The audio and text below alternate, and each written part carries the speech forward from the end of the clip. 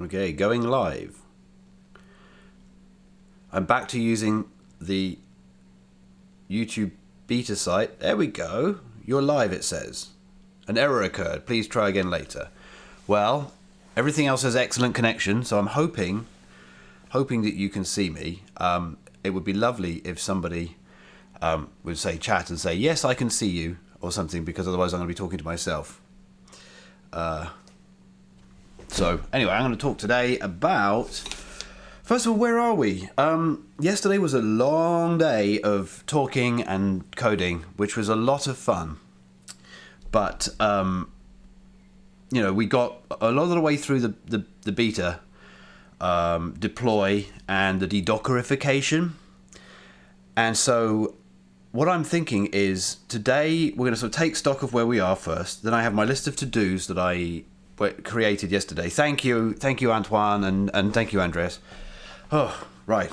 I'm a bit flustered because not only am I using the beta site again on YouTube, which is a lot better in terms of like being able to control when I go live as opposed to just turning it on and going, oh, I guess I'm live now. But it does have the side effect of not working very well, which it isn't. So it tells me I'm live for 1 minute 13, but I'm going like static view there. Anyway, and yeah, I'm also more flustered because moments before this I had a lovely cup of coffee that was finishing up on the stove. I've got one of those like you grind the coffee, put it on the stovetop, Biaretti kind of things, and then I picked up and the handle was hotter than I was expecting, and I dropped it out of shock, and then coffee went everywhere. So I've just been cleaning up coffee, and so I've just made myself a very quick turbo cup of tea, so I'm not as caffeinated as I normally am. And my glasses are filthy, and it's all dreadful, but really it's all wonderful. I can't complain. So anyway, on my list today is some cleanup stuff for the beta node and some other things I've noticed along the way. I want to look into some latency related things that seem to have changed around Firejail, and I want to actually then make sure that we can stage and test the current exact version in production, because all the changes I've been making have been mostly in the beta branch in the image directory, but we have been making some changes to the live site as well. We haven't deployed them, and I'd hate for somebody else to deploy them, so one of either Pantufel or Ruben to do a deploy and then pick up effectively the things that I've broken without actually knowing that they're already broken. So I want to make sure that that works still. If we get to the end of that, then we should be in a good spot to at least temporarily turn on execution support on the live site. Well, the beta site.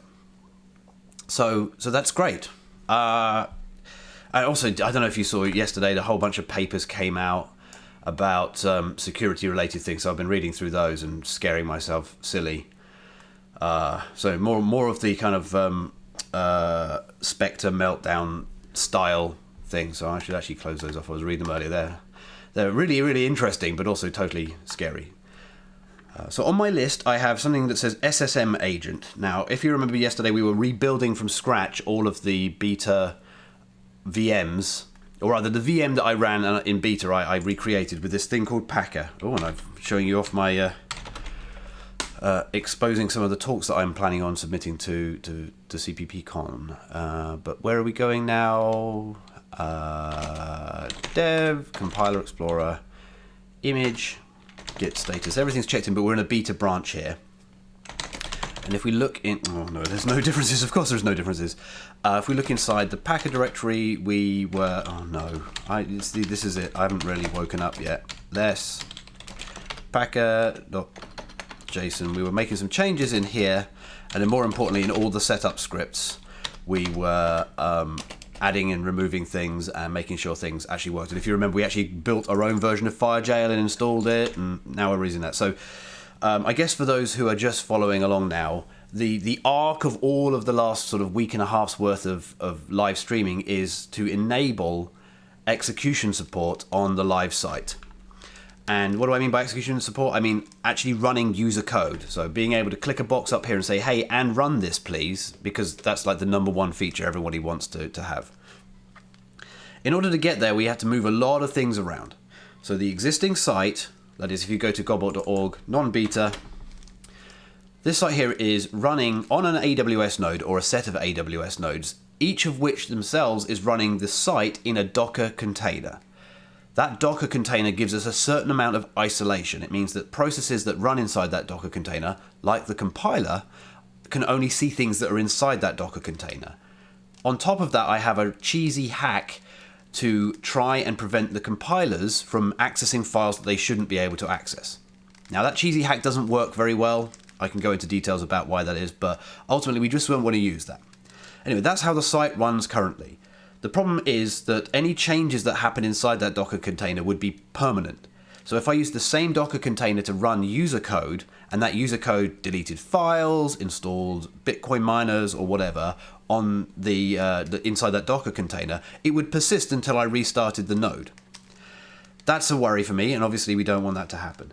Now, one other thing would be to fire up an ephemeral Docker container for every user executable, so that it'd start up something, run, and then shut down. But starting up Docker is not a lightweight process, and moreover, you can't easily run a Docker container from inside another Docker container without essentially running one of the Docker containers as root. And I don't want to run my web server as root. That doesn't sound like a good thing. So, taking a step away from that, I looked into alternative ways of isolating a process that don't use Docker. Docker is an extremely convenient process isolation system, but it is not designed for security.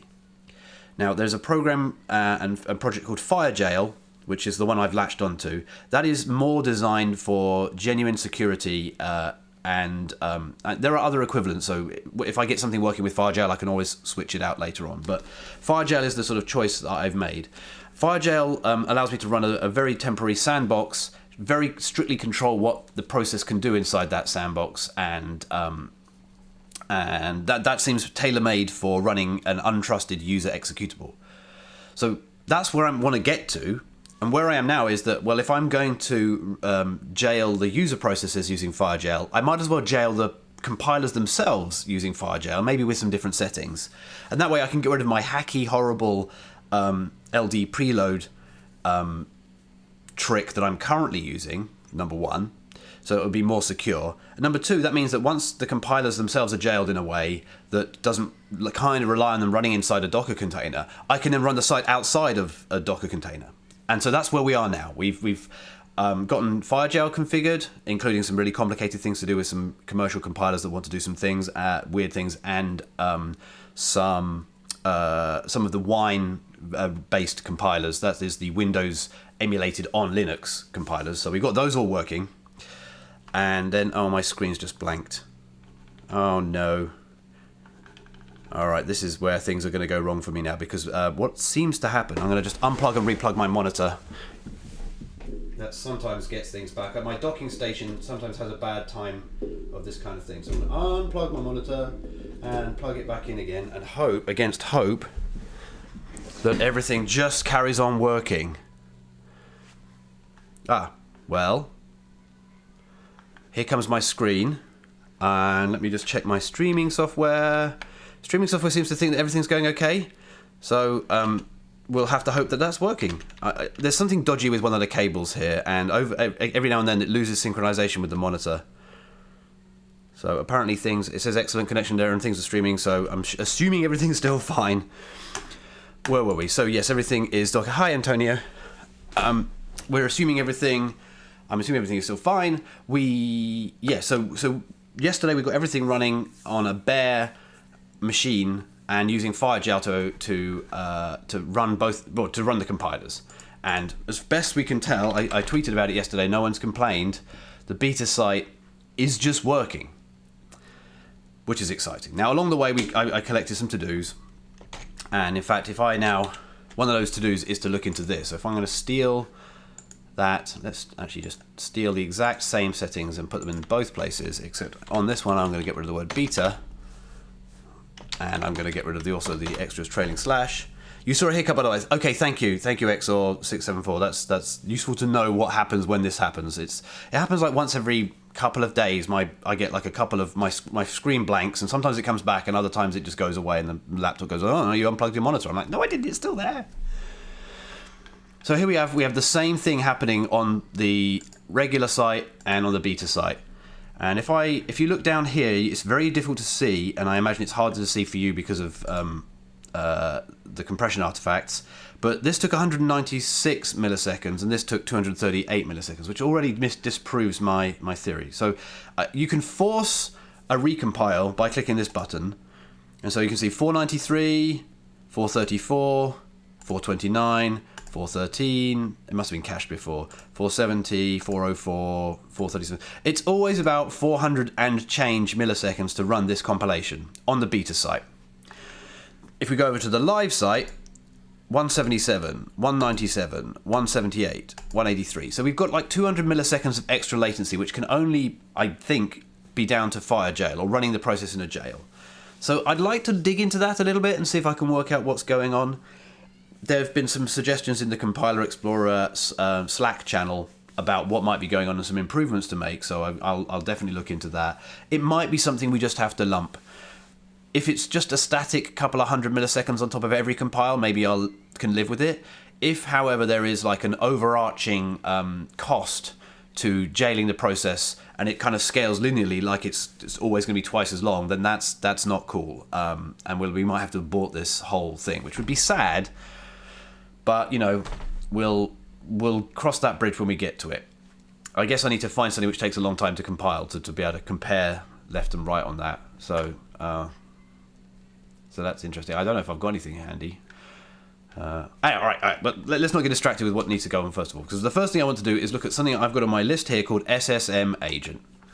And am I logged still into the host there? I am. I'm on the admin node here, and we're going to log into one of the beta instances. I'm just going to say login, or the beta instance, or beta. Excellent. So we're on there. 8 packages can be updated, really, already? Seems unlikely. Okay, we can get rid of him. Oh, yeah. One thing I forgot to mention is I got the logging working yesterday after we'd all gone, which was nice. Although it doesn't look like it's working all that well. I need to work on something there. It was a real faff to get the logging working. I had to actually re-implement a log transport for whatever the logging system I'm using is called. And it looks like it's not working, so I'm going to add to the list here, revisit log.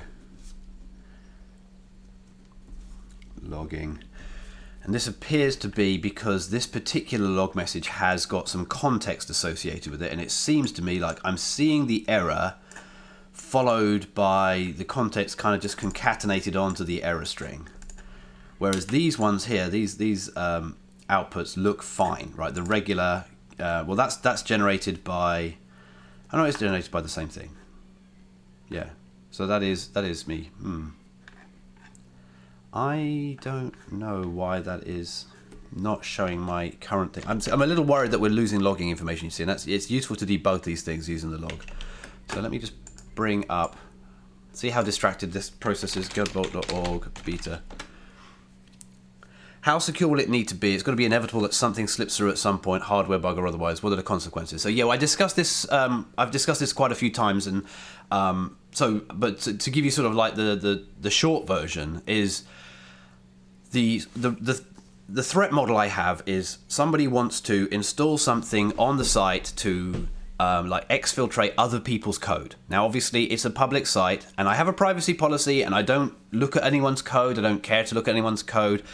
Unless you have the short URL, no one can find them. I mean, the admins, we can in theory dig around and find like an individual piece of code, but we don't. And you know, we've talked amongst ourselves. It's like we're not doing that, and the privacy policy says we won't do that. So that's my biggest concern: is that someone will hack in and start like getting off other people's code. So that's the threat. That's the biggest threat model. Now, whether someone will ever bother doing that, I don't know. So I'm doing my best to protect against that first and foremost.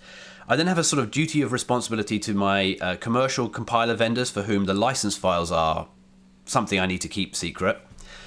So those are particularly guarded. Then after that, it's concerns of if someone could get running on the box, then they could fire up, CPU burning things, or they could start firing up more Amazon instances in the worst case. So those are the worst case. Those are my threat models.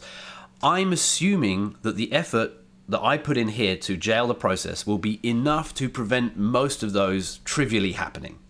That's the hope, anyway. And I've got some tame security friends that I will definitely fire at this at some point and say, can you try and find a hole in this, please? I console myself that at least at the moment, until we're executing user code, we're still only executing compilers, and compilers are huge and complicated programs and have many, many, many potential weaknesses and could be used as a big threat vector. But it's still very difficult to run arbitrary code in them. So there's a limit to how much damage you can do without getting too funky. One example, for example, which everyone keeps emailing me about is like, oh, look, you can include etc. password. Now I can see your password file. And I'm like, yeah, sure. If you want a copy of the password file, you can go to this, go to GitHub. It's in GitHub. That's where the user, the password file is. But can you include etc. shadow? No, it doesn't even exist because the jail has hidden it. Now, whether you care about the shadow file, even if it wasn't hidden, the user can't read the shadow file. What else is there? There are things in proc, there are things in sys. So there is some things you can do here, and there are some very clever things you can do with like compiler plugins. But ultimately, I think that's my threat model anyway. So hopefully, Andreas, that covers your concern. Of course, it is inevitable that someone could do it. My concern is to make it hard enough and difficult enough, and the reward of doing so low that at worst I'm just going to get a script kiddie saying, haha, I hacked your site. I'm like, okay, there's nothing really of value there. Everything can be restored, and the nodes in theory don't have privileges to read or write to data that they can't get to. For example, here on this beta node, if I you can look at opt compiler explorer, most of which is open source. There's some stuff in opt that isn't open source, like the compiler licenses live in there. But can I touch a file on opt.mu? No, it's a read-only file system. I can't modify it, I can't hack that, so I can't do too much lasting damage, I hope. I can obviously do anything I like on this node if I could get access to it, and if I can get root, I can do stuff. And then obviously the AWS itself gives me some command line tool to interact with AWS, so hopefully... yeah, exactly. So Antoine's made a good point here, and this is one of the reasons... So Antoine's point was he tends to do secret stuff on a local instance, and absolutely, I encourage you, if you're ever concerned about sending your code across the internet, and you should run up a local instance of Compiler Explorer.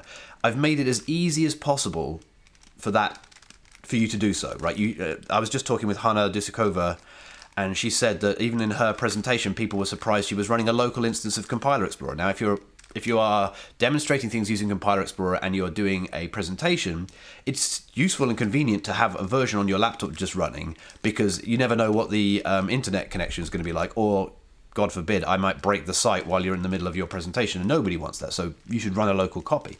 And she said that people were surprised how easy it was, and I'm glad. Well, she didn't say that, sorry. She said that people were surprised that she was able to do it easily. So that's my steer to you, but I rely on the fact that I can chuck pretty much any code into Compiler Explorer and nothing's ever going to happen with it. Yeah, it should be. It should be a git clone and a make. If you've got a decent version of Node installed on your system, which most systems now have, then it should just work. But, obviously if it doesn't file a bug, it's really important to me that people can feel confident about running a local instance of Compiler Explorer and then using their proprietary information there. A side effect of that, I don't know, Antoine, if you've ever done this, is that you can do -I to set an include path, and you can give it the root of your actual project that you're working on, and then you can hash include files that are in your current code base, which is what I usually do when I'm hacking around on stuff locally. So, anyway, that is the threat model I'm trying to patch. Obviously, when I'm executing user code, it's a lot easier for people to come up with ways of hacking through these things, but I'm hoping that even if they manage to break out of the jail, that there isn't really anything worth stealing, and the worst is like exfiltrating information that they shouldn't be able to exfiltrate. But then to Antoine's point, if you're worried, there's only so much I can do, and the authors of Compiler Explorer can do.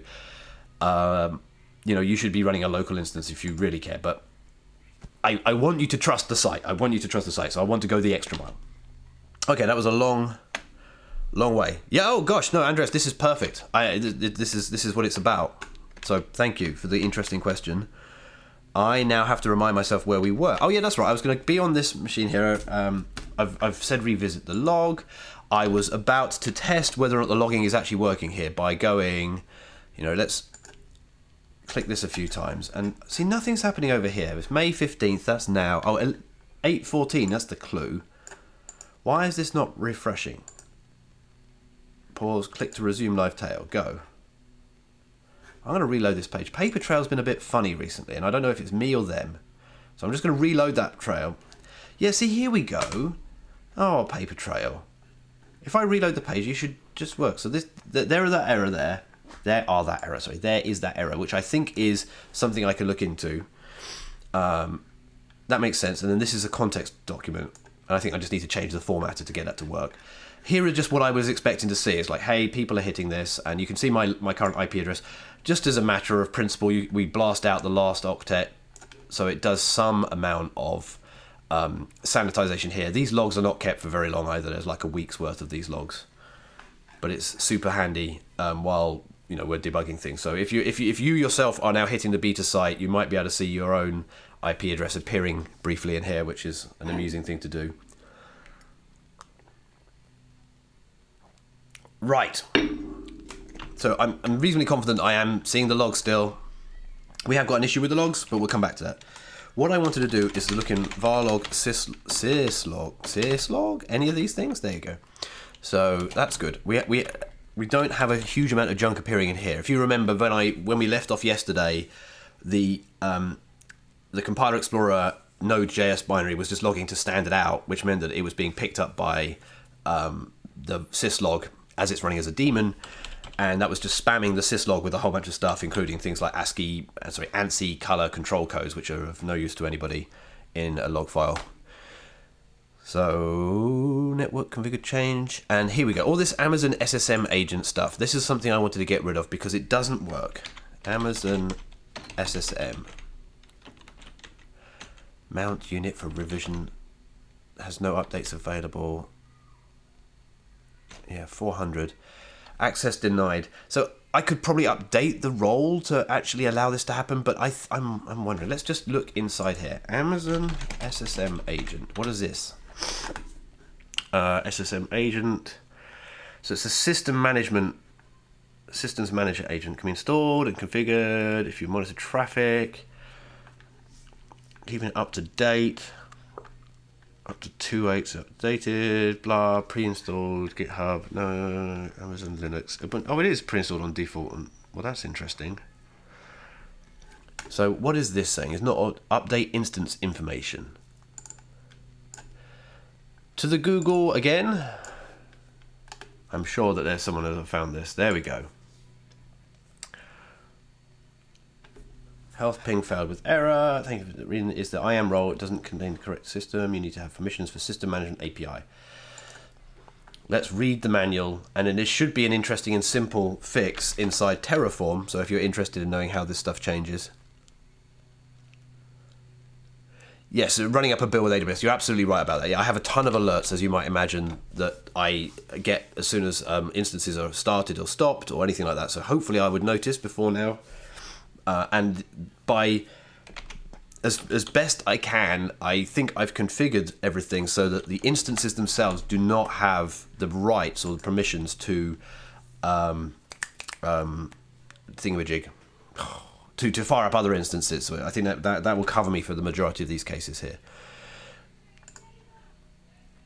Oh, Zane, I'm really glad to hear it. That's always great to hear. So Zane has just git cloned and make, and it just works. Now, obviously, there's a whole bunch of configuration you can do, but it should find like your system GCC and Clang and a couple of other things by default. That's heartwarming. AWS Systems Manager, what is it? It's connection and configuring and blah, blah, blah, blah, blah. Oh, golly. Why do I need so many pictures of what's going on? Do I even want this? Pricing. I should probably look and see if this is expensive or not before I get it working. Session, maintenance window, parameter store. Yeah, I've got parameters. Oh, golly. I'm going to turn it on and then I'll worry about it afterwards. So what do I need here? I got some kind of installing, configuring, restricts. That's Amazon EC2. Including non-base images. Why don't I just find out whether or not I've got SSM mentioned anywhere in here? I've got a code of contact. So SSM describe, SSM get, update document, run shell script. What is that from? Document RST. What is that? That is inside, oh, AWS CLI. That is, so Andres has said it even works seamlessly on Mac OS, which is a pleasant surprise. It's not certainly something I've worked on actively. So we've got some parameter stuff going on here. Setup builder. Okay,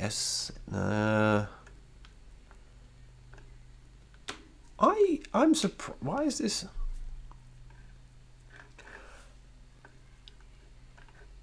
So setup admin talks about it. Setup common, but this is only to use it to get the secrets that I need to get. So there are SSM can also be used to store secrets. So things that I don't want to check into source control, things that I can't check into source control. It is I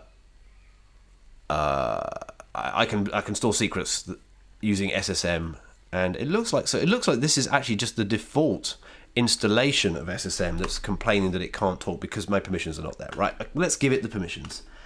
So view SSM agent logs. I don't want to view the logs. I just want to configure SSM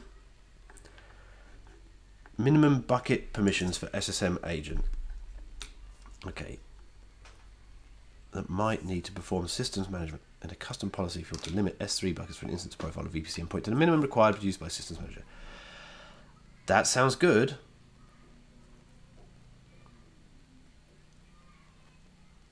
I mean, I guess, do we need to do this? This is SSM agent, might need to perform operations. Example. Well, let's steal the example, but that doesn't seem to be the right thing, does it? There's some other thing that needs to be set up as well, but we'll go and do this. So let's go and look at security.tf. We've got all these different rules in here, and we have CE modify CloudWatch server policy. See, they should have this cloud. Oh, that's CloudWatch agent server policy. This is not.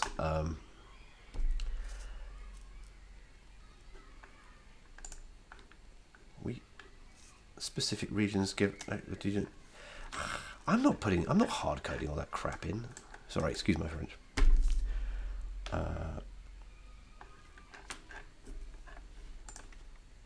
Okay, EC2 messages. Update, manage, and configure these resources.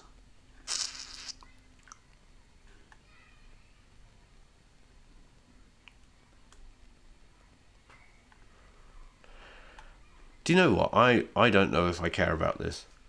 It's an occasional error message that says it hasn't got permissions to do SSM update instance information. And update instance. I'm going to re-Google that. I'm going to re-Google it and just see if there must be something cleverer than this. Let's grep SSM in VOS. So cannot refresh snap, has no updates available. 400 update instance information. Troubleshooting.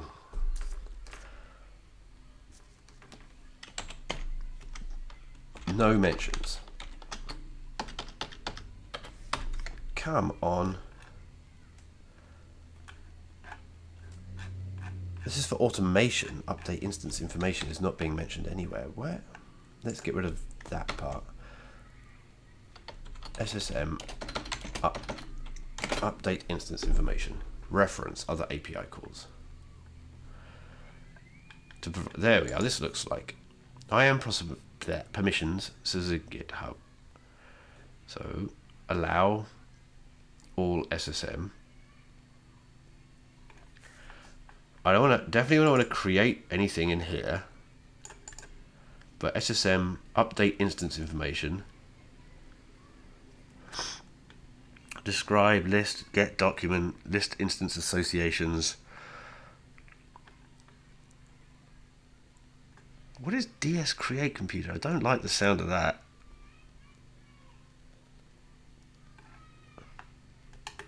Setting up messages. Another API calls. If you monitor you might see calls, system manager for various operations. Okay. SSM messages, instant related.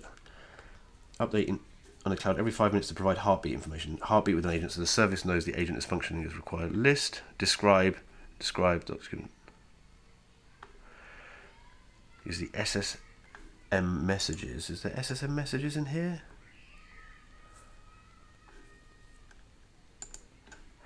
I don't like it. This doesn't have the DS thing that's mentioned in there. EC2 describe instant status. You'd think Amazon would have a canned thing for this. So let's go to IAM and let's go and look inside the come on.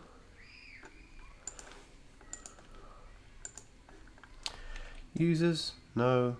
Groups, roles, and let's search in here for SSM. No results. I can't believe it. There's like literally trillions of these. Showing 20. Oh, if I full size it helps. 23 result. Oh no. Okay, that's the ones that are in here. Let's policies. That's the one I'm thinking of. Yeah. Yeah. Sorry. Sorry, Antonio. Matt, there is something DDD with the beta site in binary mode. Hey, Chady, what does DDD mean? What am I looking for here? I was going to say C params. I wanted to say SSM.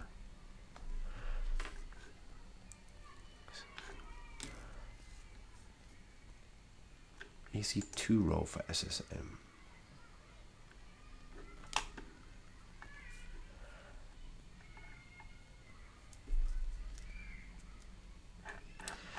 Yeah, I don't think I want to turn this on. I'm not going to turn it on, so I'm just going to cross through SSM agent, and we're just going to be like, okay, well, fine. It can error out from time to time. Until I know more about what it's doing, I prefer not to have it there again. Oh, odd with okay, thank you. So Chady has just said there's something odd with the beta site. So let's go to the beta site in binary mode. I didn't try binary mode, so I'm glad somebody did. More reset code in the UI. Let's just maximize that, as in it's sort of. And you're right. Obj dump returned 1. Ha ha ha ha! Excellent. Well, there's another mystery to solve. What the heck is going on? Obj dump apparently returned 1. So what happens when we use binary mode is we compile it to an XE. We compile it to a binary, and then we run obj dump on it. And apparently obj dump failed here, but we don't get the obj dump output, annoyingly. Let's go and have a look in the logs and see if I get anything out of those, which I don't think I do because I didn't notice them, and presumably Chady had already been looking at these. Where did I put my web browser? Oh, this is the web browser, sorry, I forget. So yeah, there's nothing else going on here that's too surprising. So that means that we don't have any log files, which is unfortunate. Now I can run the beta site with --debug, and we get tons more debug output, but probably more than I wanted. And I'm guessing that we can work out what's going on a bit more straightforwardly. So I'll add that to the list. So binary mode is broken, and I wonder if all the tools are broken too. Let's have a think about that. So add a tool, Clang Tidy.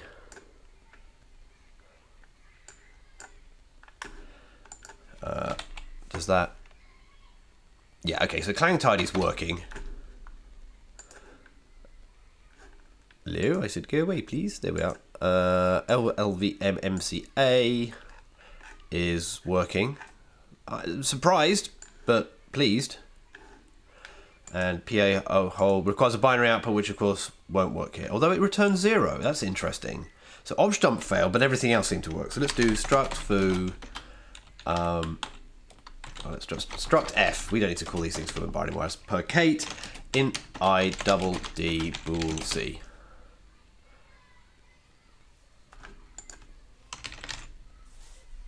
Does anyone know how to run this? I thought you got output for this already. Yeah, the filters, I'd be surprised if the filters don't work, but when you deactivate the unused variable, normal output. Oh, interesting. You mean for binary? So I was expecting to see some output here from, well, let's just use it. So F and F, return 1. And let's get rid of the dash dash help there. Yeah, okay, so the binary output is definitely being created because PA hole is able to run on it, but objdump obviously doesn't work. So let's go back to this, and you said when I deactivate the unused variable, which one's the unused variable? I don't know what you mean. Unused variables.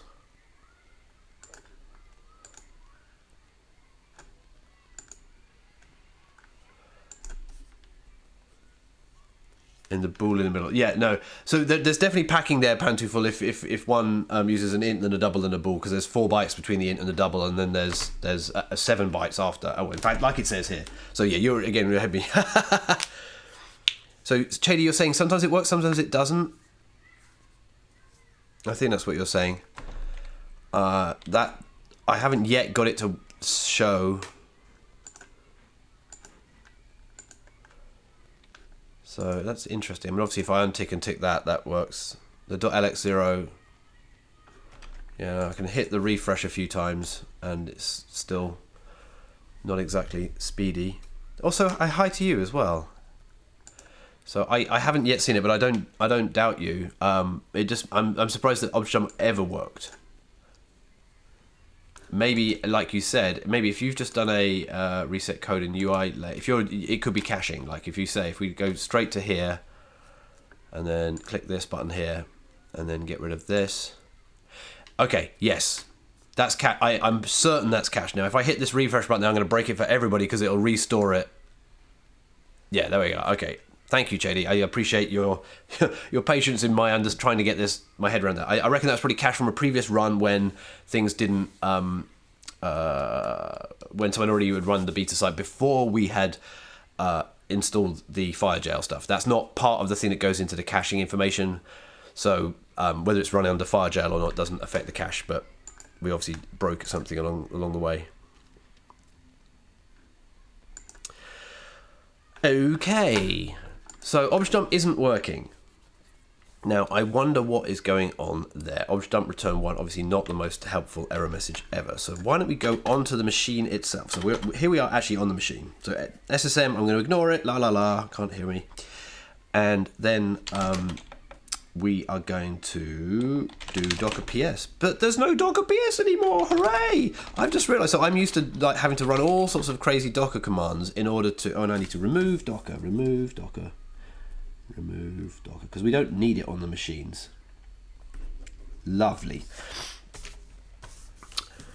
So what was I saying?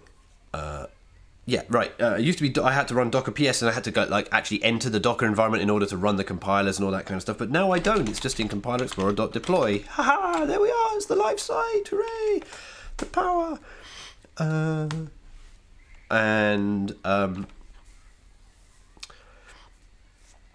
I wonder what we can do here. What would be a clever way of getting us to have this work?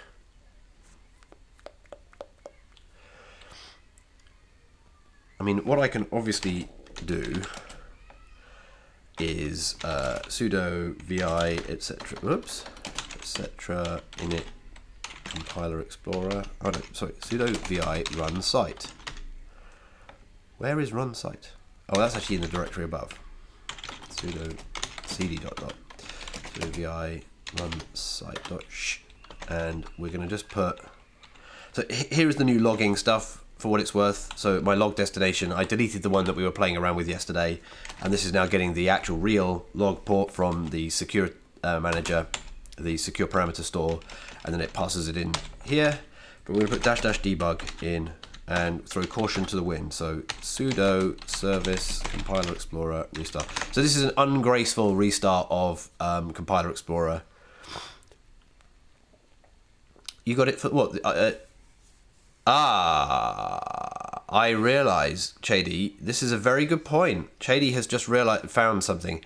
Of course, the caching is shared between beta and prod. Whoops.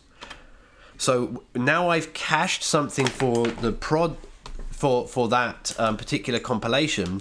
The prod site will also show it. So we're going to have to be a bit careful about this. And I should probably, have separate cache for beta, ?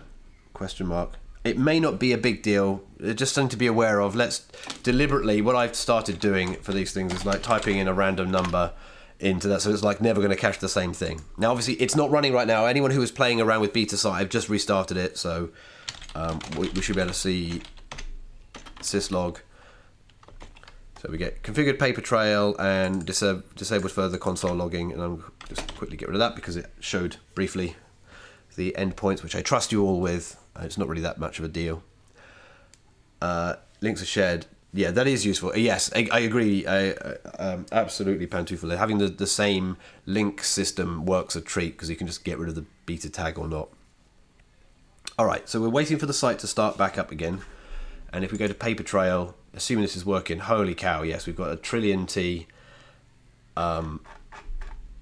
messages coming through for each of the myriad compilers.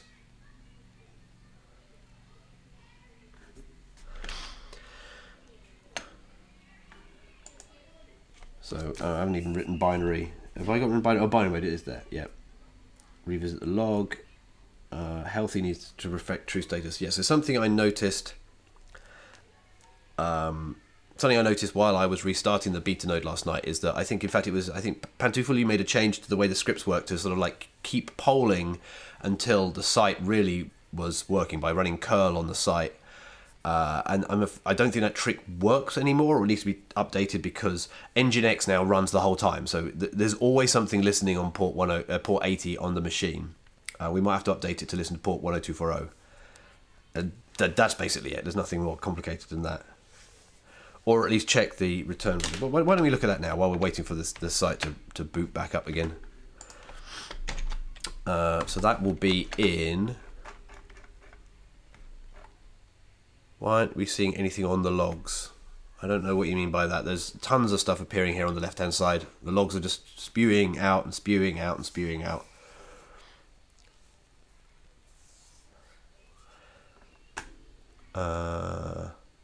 Bin, clang. It may be, if you're on paper trail, Chady, you might need to refresh the page. Bin, lib, CE. So this is the magic script that runs all the things. And I'm going to search for the amusing everything is awesome, which I was so glad. And we're doing health check. Oh, that's weird. Wait for health okay. Health check.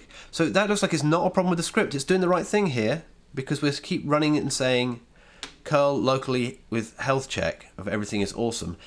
But that was returning okay early on, and it should be an error. Now I wonder if there's something in the Nginx config that's like caching that for too long.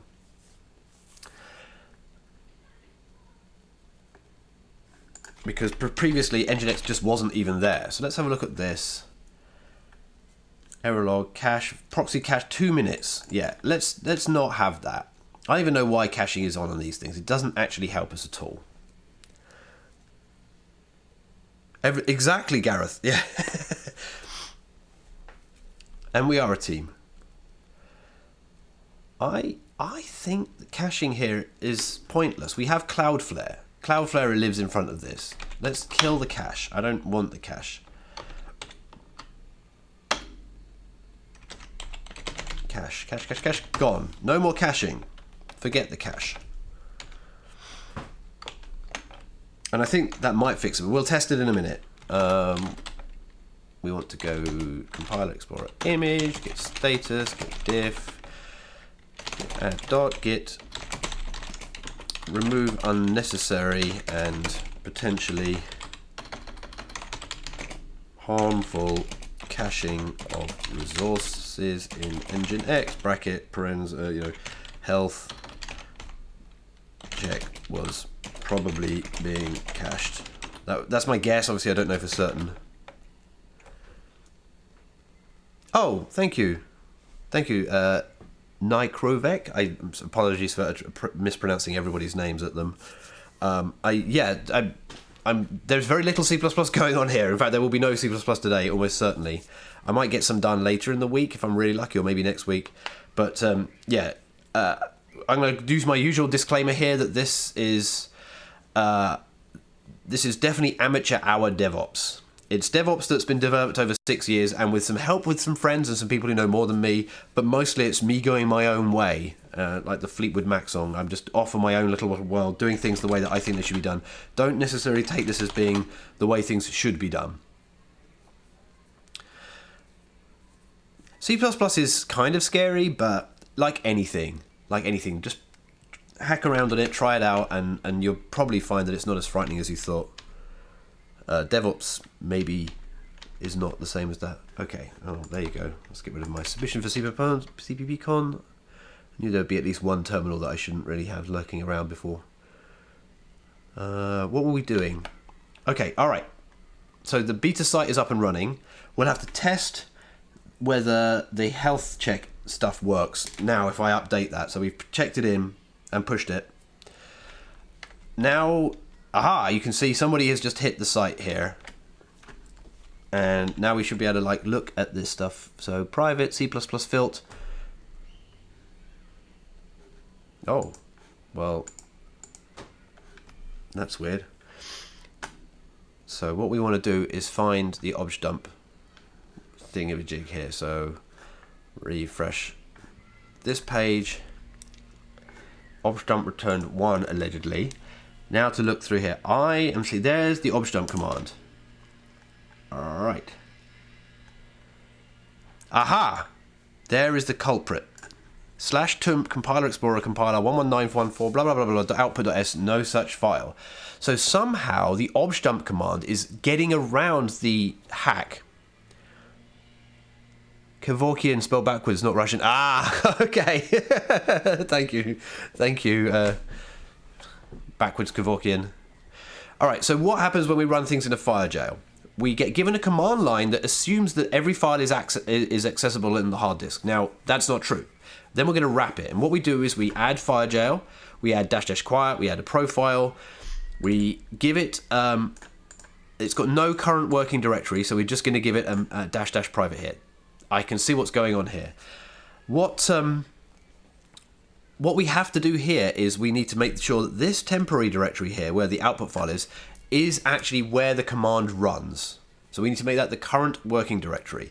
That way we rewrite any command line parameter that points to a file in that temporary directory as being the current working directory, and that's the jailed directory. So basically anything that's going to mutate needs to be known about and in the current directory. So that's going to be pretty straightforward. Agreed with Gareth there that modern C++ is far less scary. It's true. I think probably the biggest concern is that one needs to know enough of the old C++ to read old code bases. But if you can avoid that, it's even better. And yeah, I knock on wood, the number of times I have memory leaks or memory splat stuff has gone down considerably. In fact, we were discussing at work prior to the end how surprising it was that we'd been running all of our code for so long and just didn't have crashes. Seg faults used to be the thing that happened all the time. Why is that there? Go away. You should not be there. I wondered where that had gone. I did a git clone somewhere and I went, oh, I already have it here. What's going on? And of course, I actually cloned it in the wrong place. Brain. We want to look at whomever runs obj dump, which won't be called obj dump here.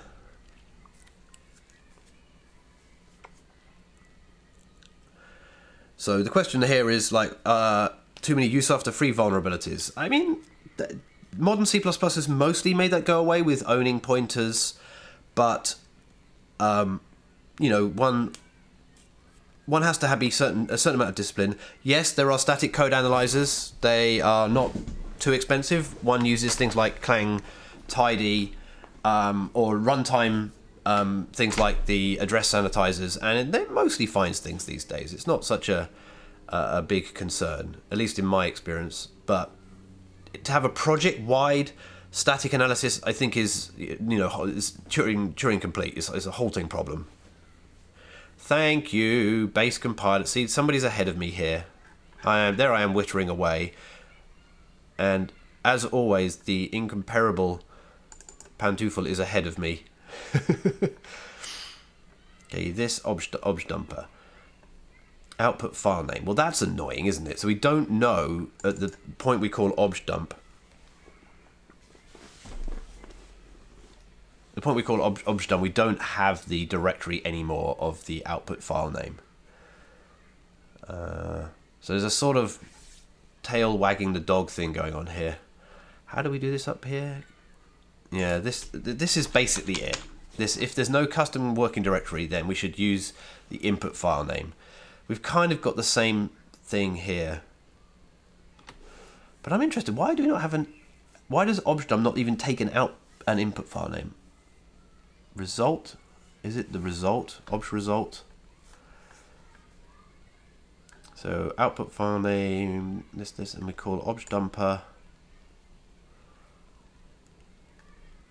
Oh, because, yeah, no, gosh, how silly of me. Okay, I'm going to take the same piece of code up here, which is pretty horrible, and I'm going to put it here. And do we have exec options? No, they're here, right? So we're going to pick up that, and we're going to say extract a variable, and we're going to say it is const, and it is called exec options. Max output, max size, and we don't even need to do that because we already know it's always going to be set to here. So we're just going to always set it as the wherever the output file name is, we're going to run in that directory, and that will work both if we are running in a jail or not. And at the same time, I'm going to make this const because I can't make it const. args equals args.concat. Yeah, annoying JavaScript const rules, even more irritating than. Well, what are you complaining about, IDE? We have to give it a name. Max output, and this is custom CWD. Okay, reformatter, are you happy? Reformatter is happy. Excellent. What other execs do we have? Let's just go and have a look. This.exec, exec binary, exec demangler. And I think the demangler we use and we pipe things to, if I recall.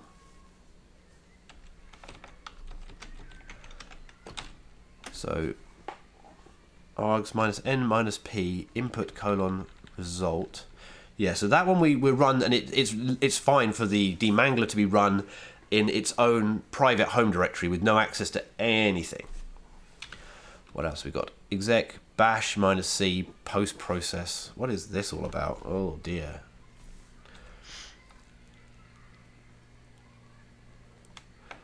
Well, that's pretty ugly, isn't it? But evidently we also pipe things through that, so there are worse things to happen. What other execs? Exec post process, exec compiler executable. Well, that we know that works. I think that's pretty much it. It's not glorious. Yeah, good point. Pantoufel says objdump is overridden in a few places, so let's search for that objdump. So base compiler wine vc. This.exec max output 0 apparently. Who knows? Seems very unlikely that wine is working. What does the wine objdump do? I don't think it does anything. Let's go and see. Oh, so let's go to the live site. So off the beta site here. And we'll pick a wine compiler. And yeah, oh, well, it's on all the time, apparently. Compile to binary and disassemble the output. Because the only thing that happens behind the scenes is that we get the output in this form. Which doesn't make sense, actually, because we're not getting any opcodes. So it's locked on, but doesn't do anything on the main site. So I'm not worrying about that too much, but it's definitely something that we need to look into. So, Another thing for the to-do list. Although actually this one I'm going to file as an issue because it's not germane to what I'm trying to achieve now, and I'm really, really, really trying to be laser focused on getting the excuse me, laser focused on getting execution support done. Otherwise, I'm going to be so disappointed about not making it. So wine compiler output. We can't build binaries, but it's possible if you do have Windows runtime. I see. Okay. I won't file that then, Pantuful. I think probably if you are running objdump locally, then you probably don't have. No, I don't know. We can fix this up. It doesn't hurt us to fix it, does it? So this is going to be dir path. Fine. Thank you, ID, for suggesting something. And then we're going to make this run in. You see, I don't think this works for wine. -m Intel, this compiler objdumper. Yeah, all right. Given that I don't really know what I'm doing here, I'm definitely not going to change it. We don't have tests for this, so we're going to leave it for now. If you have some ideas, Pantuful, about what to change, then I would encourage you, please, to either make a bug or note it. But it'll only be exhibited as a problem in a Firejail-like environment. Object can also Windows P. Oh, right. All right. If it's running genuine objdump, it looks like it is, then I take that all back. You can see that I'm not really the brains of the operation here. It's our good friend. So custom CWD dir path. Beautiful. That's a bit of a wild, what do they call it? A wag, wild ass guess, or a Hail Mary would probably be more appropriate. So we've got DMD over here. Same deal. This is definitely a code smell that these things all do roughly the same thing, and it's like exec kind of needs to know the directory, but of course the directory is not something it can derive itself. So custom CWD. Well, let's go and prove that this isn't working in D. So I'm going to go back to the beta site. So we've gone back and forth. We're now out of phase, Pantuful. D LDC objdump return 1. Excellent. Okay, so on the test matrix, we need to test C++, we need to test D, binary mode. When we get this fixed, obviously, this is the plan, and we're going to basically steal the same bit of code up here that we've written everywhere. It's definitely a code smell, but I also not entirely convinced there's an easy way around it. Okay. Who else? So we have DMD we just looked at, WineVC we just looked at, Win32. That looks identical, doesn't it? I'm going to do the same change that I did in WineVC. I mean, the whole thing looks too identical. This is definitely amateur hour.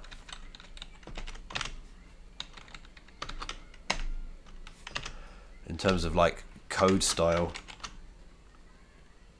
Oh, that's not what I meant at all, and you knew it. Objdump. Pascal. Oh, look, would you odds it? Again, this is a slightly different variation of the same. So we're going to put that into a variable. It's going to be called dir path, and then over here we're going to have max size, custom CWD dir path. I'm going to put that on a new line. It's going to reformat everything. What's the plan for libs and executable? We're not supporting them. That's the plan. At least that's the original plan, is not to support them because it's too complicated. Whoops. Assembly. Really? Get generated output file name, output file name. Output folder.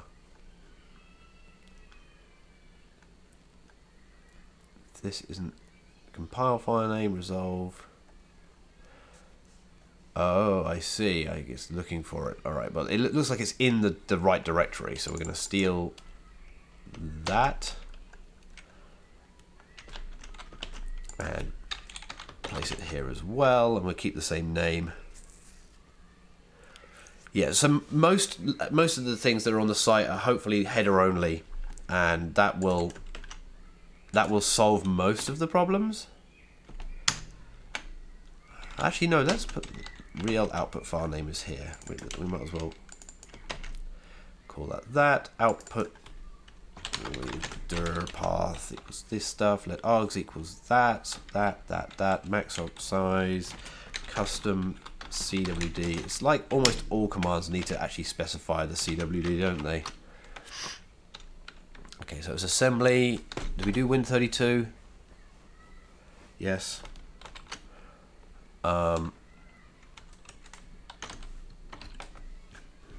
Let's get what is it, B? Nothing to show, really? Oh, because of the paren here. There we are. Okay, so this is actually a better fit. We did DMD, we did Pascal, we did base compiler, we did Win32, we did Win32. This is a call to it, and there is assembly.js. It's almost like I should just change the bloody syntax of objdump syntax to take a directory, because everything needs it. But I'm not going to. All right. Now we have no tests for this kind of stuff, which is horrible. Yeah. Pantiful just explaining there in the chat why it has to scan, because some assemblers just output to wherever, and we have to just look for it, which is lovely. Okay. Dot compiler explorer make test. Might as well just make sure that we have no test for it, but it feels better to type that, if only just to make me feel better. Okay, we have D, we have Pascal, we have Win32, which is not going to come up, I'm pretty sure. And what else? What else do we have? I think those errors are all fine. Excellent. Okay, git diff. Oh, git status. Status. Assembly DMD. Oh, ASM needs to go on my list. ASM. Alright, and apparently we changed .id VCS. What the heck did I change in that? See, that's not... No, that was me mucking things up earlier. Whoops. Check out that. Git status. Alright. So this is ensure objdump runs in the right directory. So thank you, Chady. That was an excellent spot. And it's going to run the test again. This time more quietly.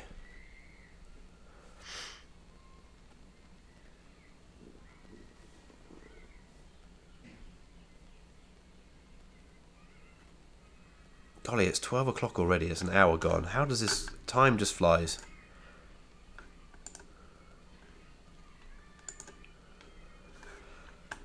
Oh dear, this takes a while, doesn't it? Okay, right, brilliant. Git push. That'll start building an image, which we can go and test in a second. So I think that fixes. I think that fixes the thing that you said, Chady. So we should probably look at the log.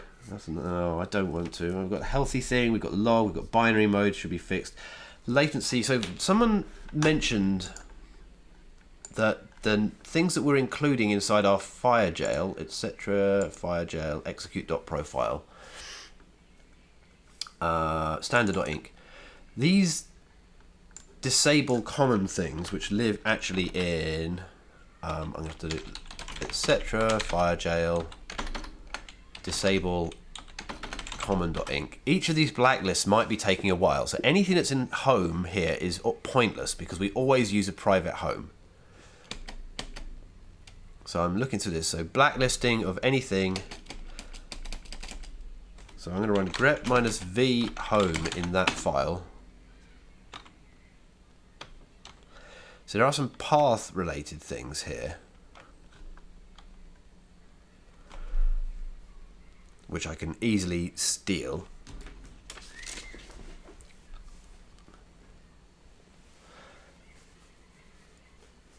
And we can just inline these things.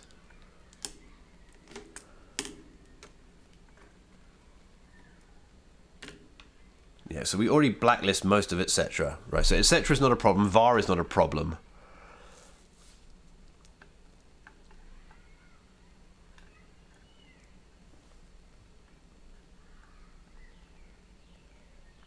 this seems sensible. So I'm going to get rid of disable comment up here. Just blacklist these things directly. We run outside of a... we drop all priv, so strace and su and sudo I don't think are a problem, you know. But it really doesn't hurt to chuck those in as well.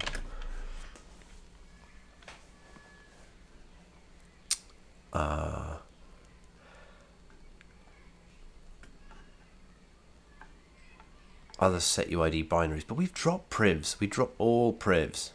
So I don't know if this is needed. I don't know if it's needed at all. So let me just try running a local Firejail -- quiet.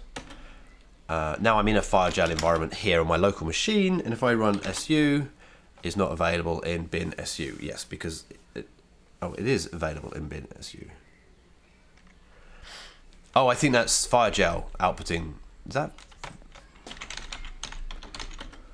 It's not executable by this user.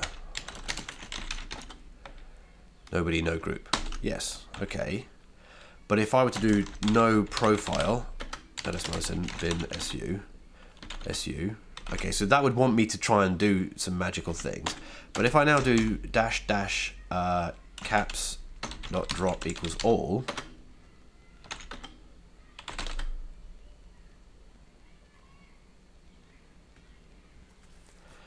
so we've got no new privs, -- no new privs, moose.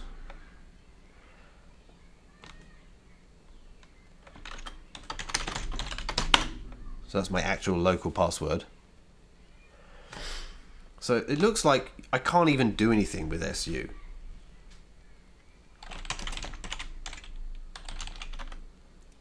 And I mean, there's me. I exist on my computer as Matthew. Hooray! Hello. So I don't know if I need to blacklist those things, but it doesn't hurt to put them in, other than the speed-related stuff. So hang on, I lost my train of thought completely. Yeah, that one. Boom. Okay, kernel files. Yeah, we'll take those. All right, so these things can live down the bottom.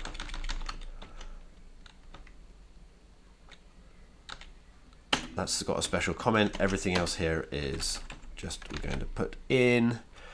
Why the heck wouldn't we blacklist those things as well? And then this is special down here because we whitelist a particular directory. Path, terminals, running a server resulting in sandbox escape. That sounds scary, but I don't think that that's a thing.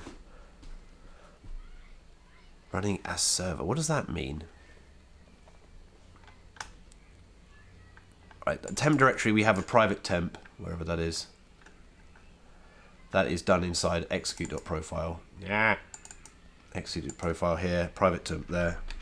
And in sandbox.profile, private temp, but it's not in the wine one, which is the only other sort of confusion. I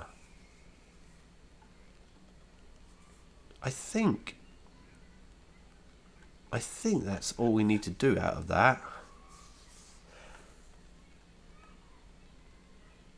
Well, we'll stick with that. And then what was the other thing? We want to look at disable programs. And yeah, literally nothing in it. So we can kill that because we don't have anything in the path. Okay, so that is now a much tighter and more confined list of things to parse, which might speed up the Firejail. Certainly doesn't really do anything too surprising. In fact, while we're here, let's just log out. Oh, I thought that was the real shell, but it was. Sorry, I thought that was the Firejail shell, but it was actually the real shell. So I'm now going to run myself as the compiler. So let's go to .compiler explorer. No, we're in the right directory. Firejail -- quiet execute.profile private equals /temp code bash. So this is what it would look like if you were able to break out of the compiler into a shell.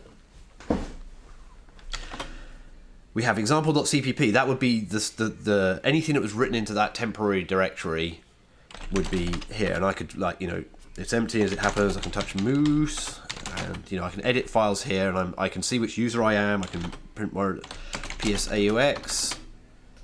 I can see myself, and I can see my process tree. And you can see that Firejail is PID 1 here, so I'm in a little jail. I can't see anything else that's running on the system. There's nothing else in /temp. There's no other users in /home. It's just me, and if I do ls home Matthew, that's all I can see is my own files here. Su permission denied. Sudo permission denied. ls-l bin, and we've got sbin. I can't even look in sbin. User sbin, can't even look in there either. So I have only these things that I can do, and those half of those. Oh, only root can use the all directory. So that's sort of, I think that's good. There's nothing that's going to happen out of this lot, at least in my primitive understanding of how security works. There's a whole bunch of things that aren't going to work, and this is when you're running as a compiler. If you're running as sandbox, there's not even bash or ls. We can't even run inside that environment because I black out so many things, it doesn't work. So all right, I think this is good. I think this is fine. So this is reduce amount of blacklisting required. Oh, -n. There's literally nothing that could change. All right. So that might affect our latency. We'll have a test of that as well in a second. What else do we need to think about? Logging, and I keep alt-tabbing to the wrong place. Here is Compiler Explorer again. Here's Paper Trail. Oh, we're running in debug still, aren't we? So there's a lot of stuff going on in there. Execution, and it was the errors that I was interested in. We saw those errors, if you recall, with enoent. Let me just search for enoent in here.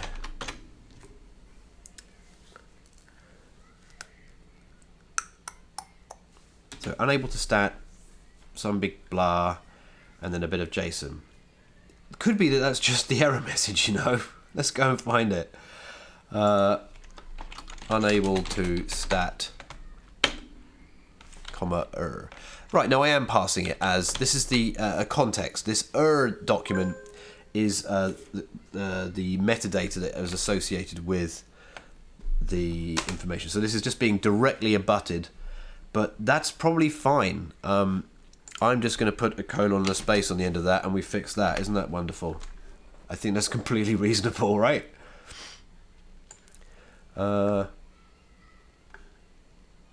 Yeah, all right, sold. Easy life. Git commit -m, tidy up log message, and I will let the test run on that because I did actually change something. And the test the commit the commit hook actually not only runs the test, it runs some linting to make sure I haven't introduced white space or something. So I'm going to put a tilde in that. So we've got a few things now that are worth looking into. I think it's worth cutting a release and restarting the nodes and seeing what happens. Excuse me. Test pass. Excellent. Git push. So now we have to wait for Travis. That's going to take 5 or so minutes.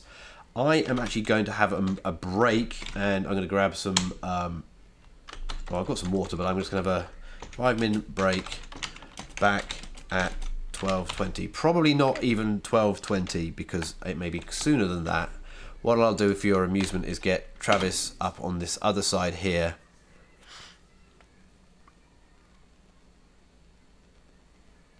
And it's obviously one build behind by the look, so let's make sure I have pushed, because nothing would be worse for me to actually do this. I did push this one, and we're looking for a tidy up log message as being the final thing in there.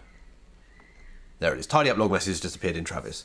So give me a couple of minutes, and we will go deploy all of that, test it, make sure it's working, and then we've made some definite progress. And then I would like to do a stage release of of what we currently have in master to the staging environment. A is a test of the staging environment being totally independent of the beta environment, and B because we've made lots of changes in the master branch that should have no impact on the main site, but the first person to deploy after having these changes been made will be the unfortunate person who discovers that there may be some problems. So I'd like to be that person, as it's the person I've made those things, and not poor Pantufel or Chady or anyone else who might decide to do a release. So back in a couple of minutes.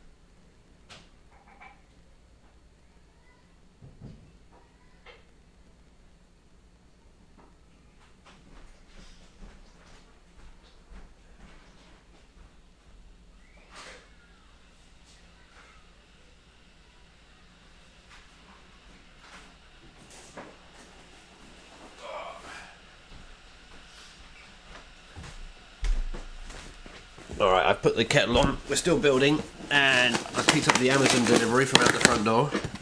Today's exciting unboxing will be a giant pack of Heinz tomato soup, which is so well bubble wrapped, but there you go. How exciting is that? Yeah, I live the life of excitement. Every day something amazing arrives. I can go over there for now. Alright, apologies for the noise in the background, it's the kettle going. And how are we getting on here? Build 4079, okay, well I am sort of back now, so let me get rid of that. Où est le songe? There we are, okay. Compiler, Explorer. Why are you errored? Is it normal that we don't support binary mode for ARM? Yes, I think it is. I mean, the easiest way is to test it on the main site. I don't think it works, although people have asked for it. I need to have a better story for supporting other compiler. No, not google.com. Org. I think if we try and run it, it doesn't work. GCC ARM. Yeah, it doesn't appear. And we can go and have a look inside compiler, no, C++ dot Amazon dot properties, and we go and find it in here. Let me get rid of all of this nonsense over this side. Close all in group. And this giant, disgusting list of things. RV Clan cross LCC somewhere will be ARM. Oh, cross. There we are. So we can follow the link. Cross groups. GCC ARM is the other group. This ampersand means it's a group. It's horrible. I'm sorry. Is some var include var? Oh, I think probably maybe the cross. Does cross gcc.cross dot cross? Come on, I'm cross. Supports binary equals false. So in general, all of our cross compilers do not support binary. To answer the question, yeah, linking I think is the problem there. The linker is not built to support all of the various different types of compiler. Although we should be able to get it to work. All right, Travis is green. But sadly, my kettle has boiled. Back in 1 sec.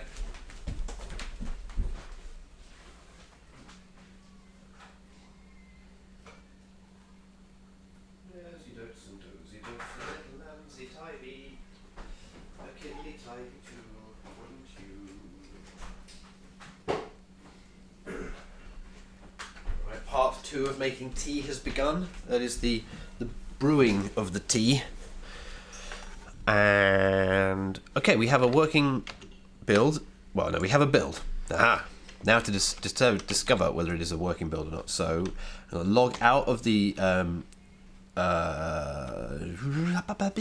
thing there. Oh, I know something that's just occurred to me. Is that change I made to the CE? Oh no, it wasn't a change to C binary. I was about to say I thought if we made a change to the CE tool, then unfortunately. On the admin node, we run the master, not the beta branch, and I would have made the change in the beta branch, but we don't. So, yeah. Thank you, Pantuful. Yeah, good point. Oh, and now the gardening has started outside. I need to mow my lawn as well. It's really grown, which is nice. No, not git status. Oh, I guess git pull, whatever. Yeah, there's a beta version here. So we're going to do cnv beta, not instances, login, build, set current. And it is 4079. And we want to change beta, thank you very much. And yes, that is a master build, thank you for asking. And now we'll do CE in beta instances restart. So this will hopefully we'll see as part of this the fix to the /healthy. So now that oh, that's interesting. Yeah, I think we always restart Nginx. So Nginx should immediately pick up the new configuration, which includes it not having a cache anymore. That means that then when we do the curl to get /healthy, it should immediately fail and say, no, there's nobody on the other side of it, in which case our script will keep polling until it gets the answer it wants, which is the everything is awesome. We'll find out. Oh, I'm glad I didn't walk off at that point. So beta. So instance protection. We're waiting for it to go to standby. What I'll do is bring it up in. Ugh, not that. If I close the EC2 thing, I bet you I have. Okay, let's just log back in. Probably will discover it somewhere. Thank you, Andreas.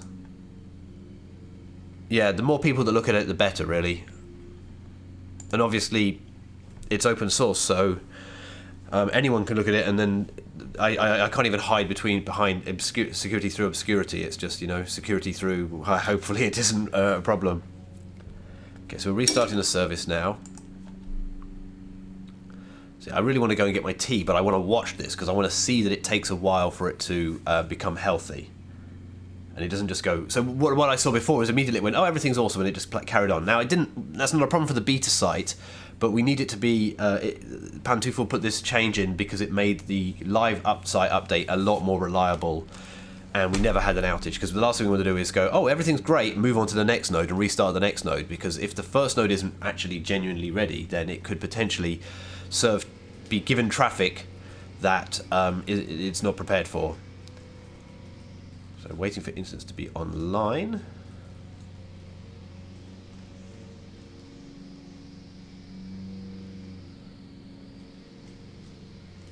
Maybe we'll need to change this more as we think about it, but I'm sure Pantuful, you'll have some smart things to say about this.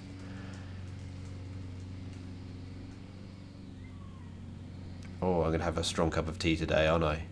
I thought this would be quick.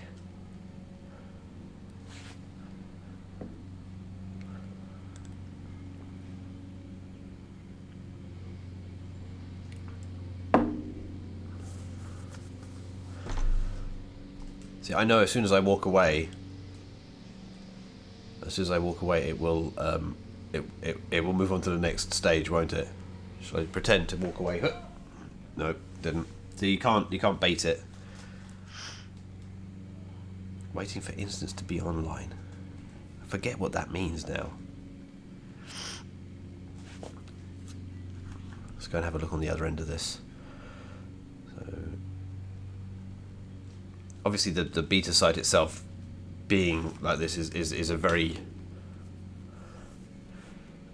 important test, or rather it is a very important test.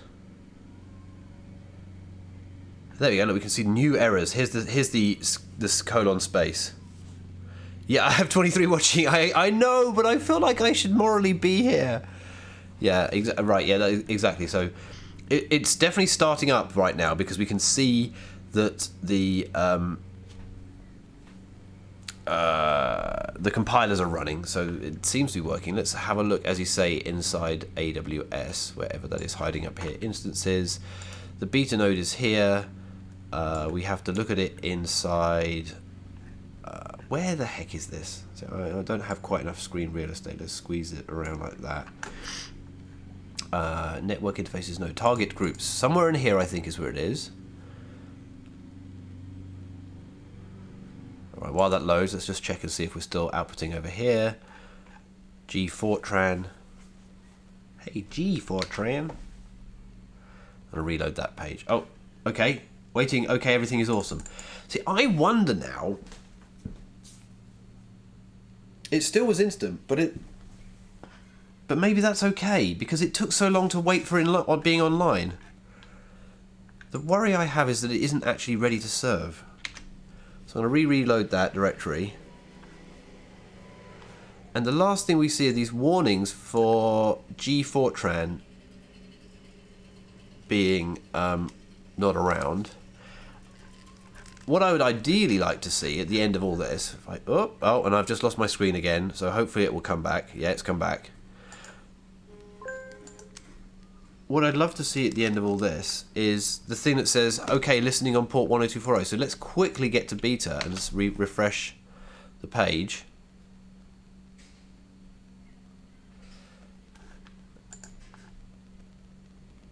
Alright, so we fixed obj dump.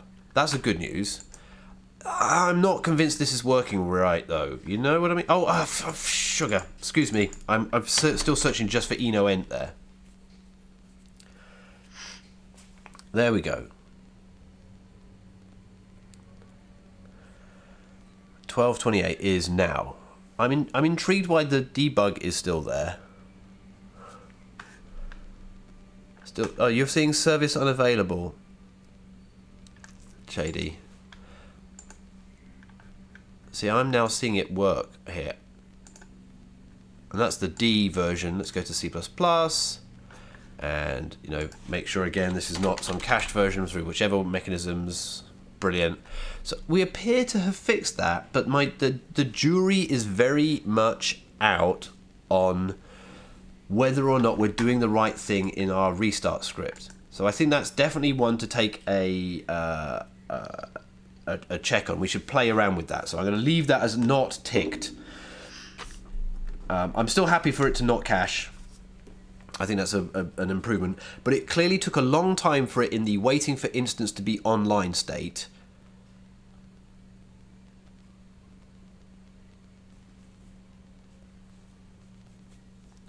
Yeah, let's have a look at what the code actually does.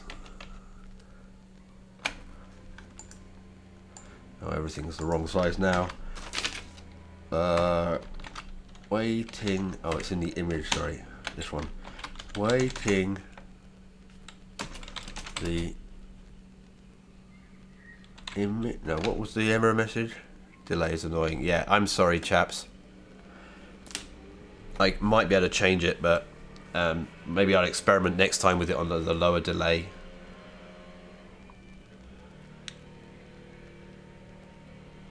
I say chaps, obviously, I mean all you folks.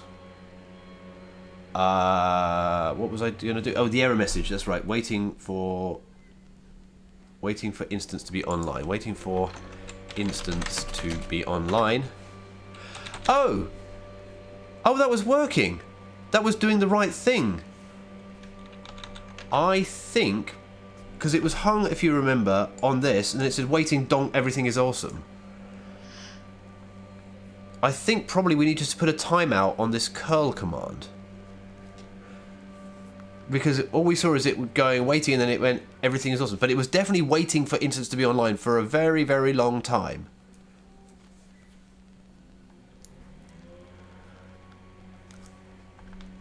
I think we probably need to put that sys stood out flush here as well.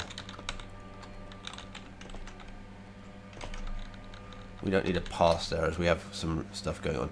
So I think probably that waiting was there and we just didn't see it the first time round. How do we set the timeout on curl? Let's put a timeout. Curl, man, curl. Timeout, out. Oh, sugar my tea. Tea!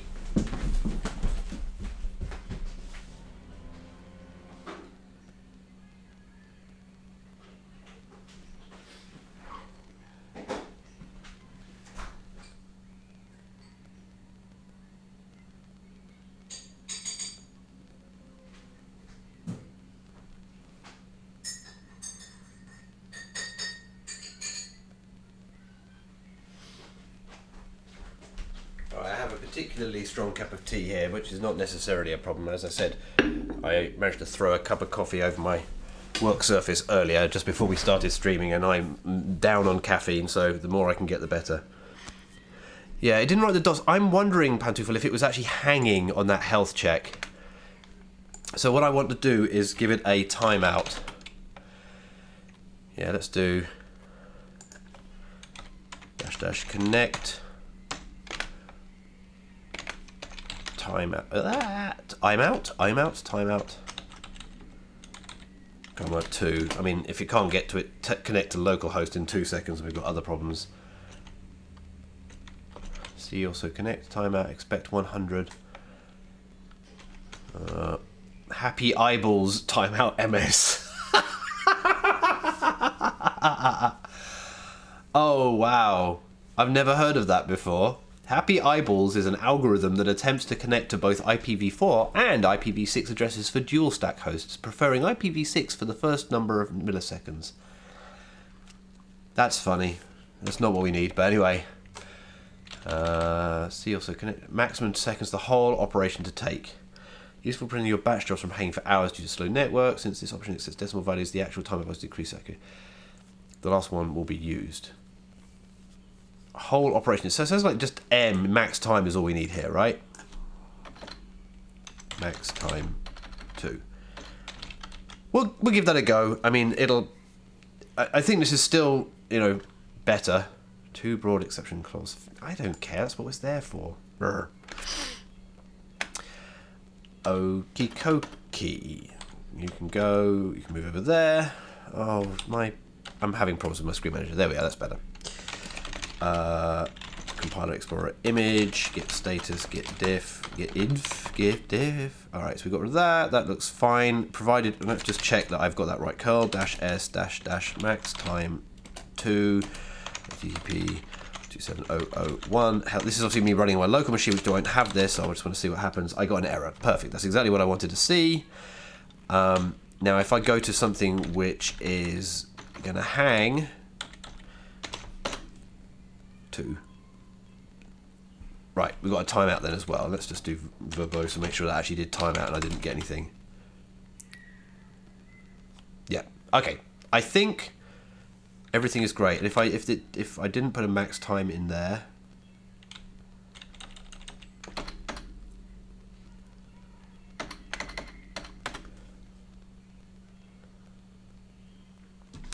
yes, it will give an exception, I think, Pantoufle. Oh, you know what was happening before? I bet you what was happening is it was sat in a tight loop here and it wasn't getting an exception, but the response was empty. Because we aren't passing the curl thing. Yes, I don't write man curl. Where we check the return value. Unless, does exec remote fail if the thing... Yeah, I don't think curl necessarily, if it gets an empty string... Yeah, I actually just think that we just need to do this unconditionally. So this except exception should just be pass, and then we do that every time round, and then we do sleep 10, sure. Yeah, I think that's better. So you're a few minutes or 20 seconds behind me, but the intention here is that we're going to keep running, and if it's if the execution fails for any reason, we don't really care why, because all we're looking for is the everything is awesome case. And unconditionally, every time we've given it a go, we'll write a dot and flush, and then we'll wait a bit. But now we kind of need to do that at the top of the loop, don't we? Because we need to kind of a do while. So how about we do this first? This is where having a do while would be useful.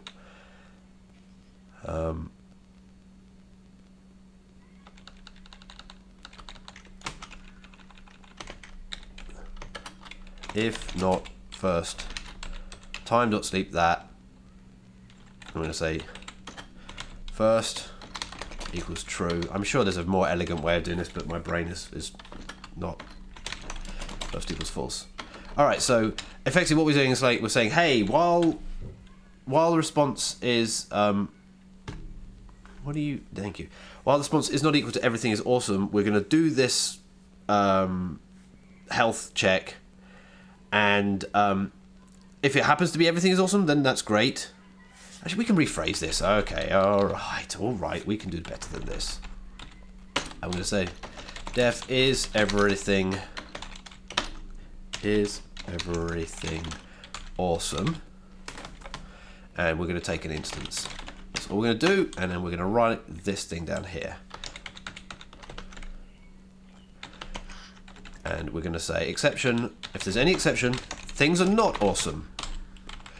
Else, we're going to say response is equal to that, return response is equal to, or response, thank you IDE, equals everything is awesome. Awesome. Alright, so I think that makes sense, right?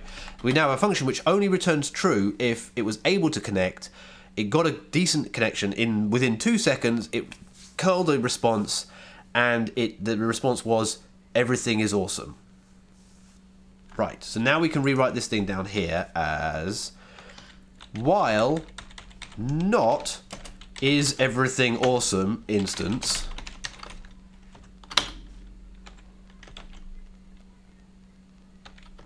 all of that nonsense stood up flush time.sleep 10. Alright, so therefore if it succeeds the first time round, it's not going to sleep. After that, it's going to sleep, and we don't have to have that stupid response thing or first thing, and everything looks better. Alright, I feel better about that. This exception here is too broad, but we'll go with it. So tmux updates, lovely. Alright, how are we going to test that?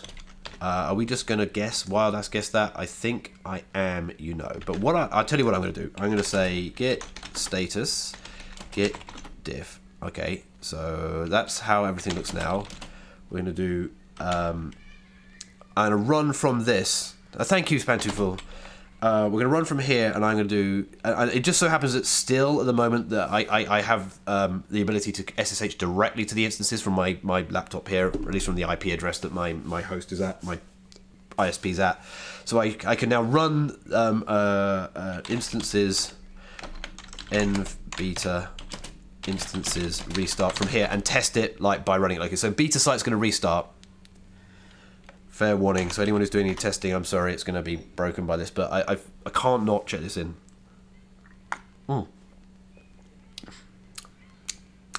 Yeah, it's quite bitter and astringent. Yeah, I can't not test this before I check it in. There we are, that's the word order that I wanted.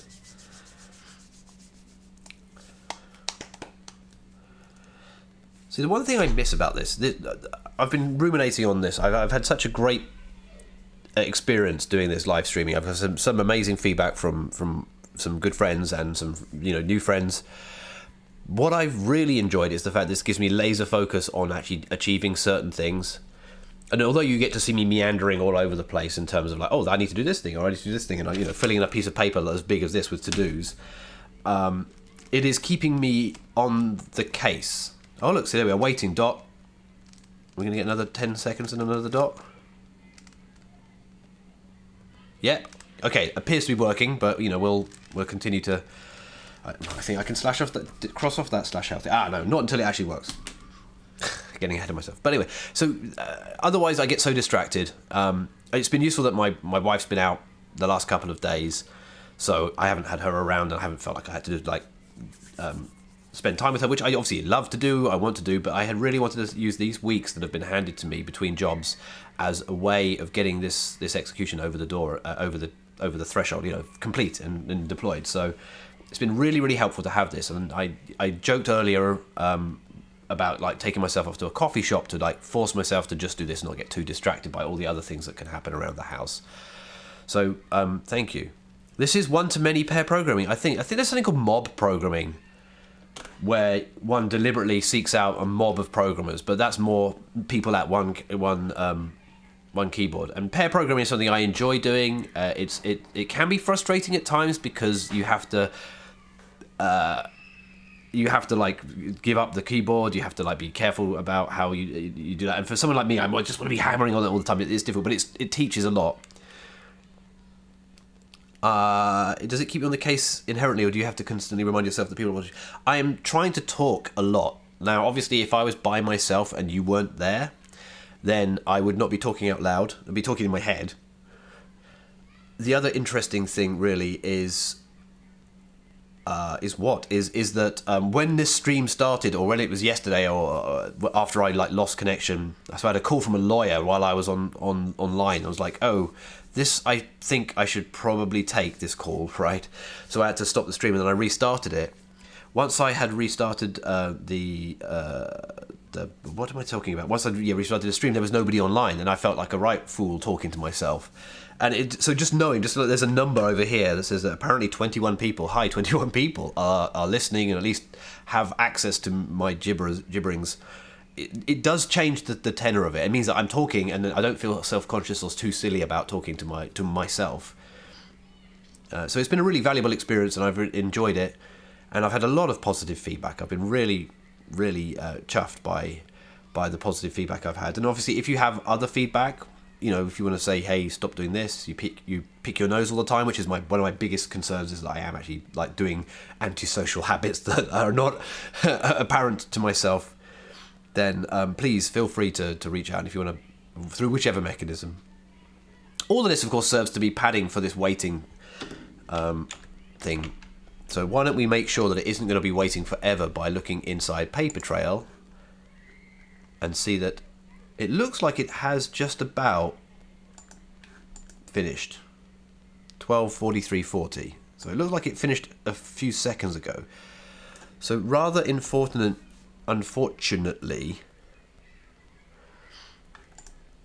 it looks like it's hung now. So I'm just going to press enter there to sort of mark a point in the line. So I'm glad I tested this. Oh, cats have just come in at great speed, which usually means some trouble. 1 second. You all right?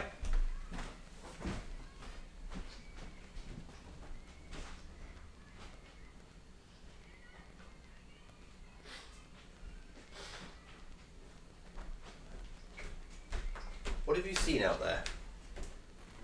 You want to be a live streaming star? So we have next door neighbours. I don't know if you can hear me from over there.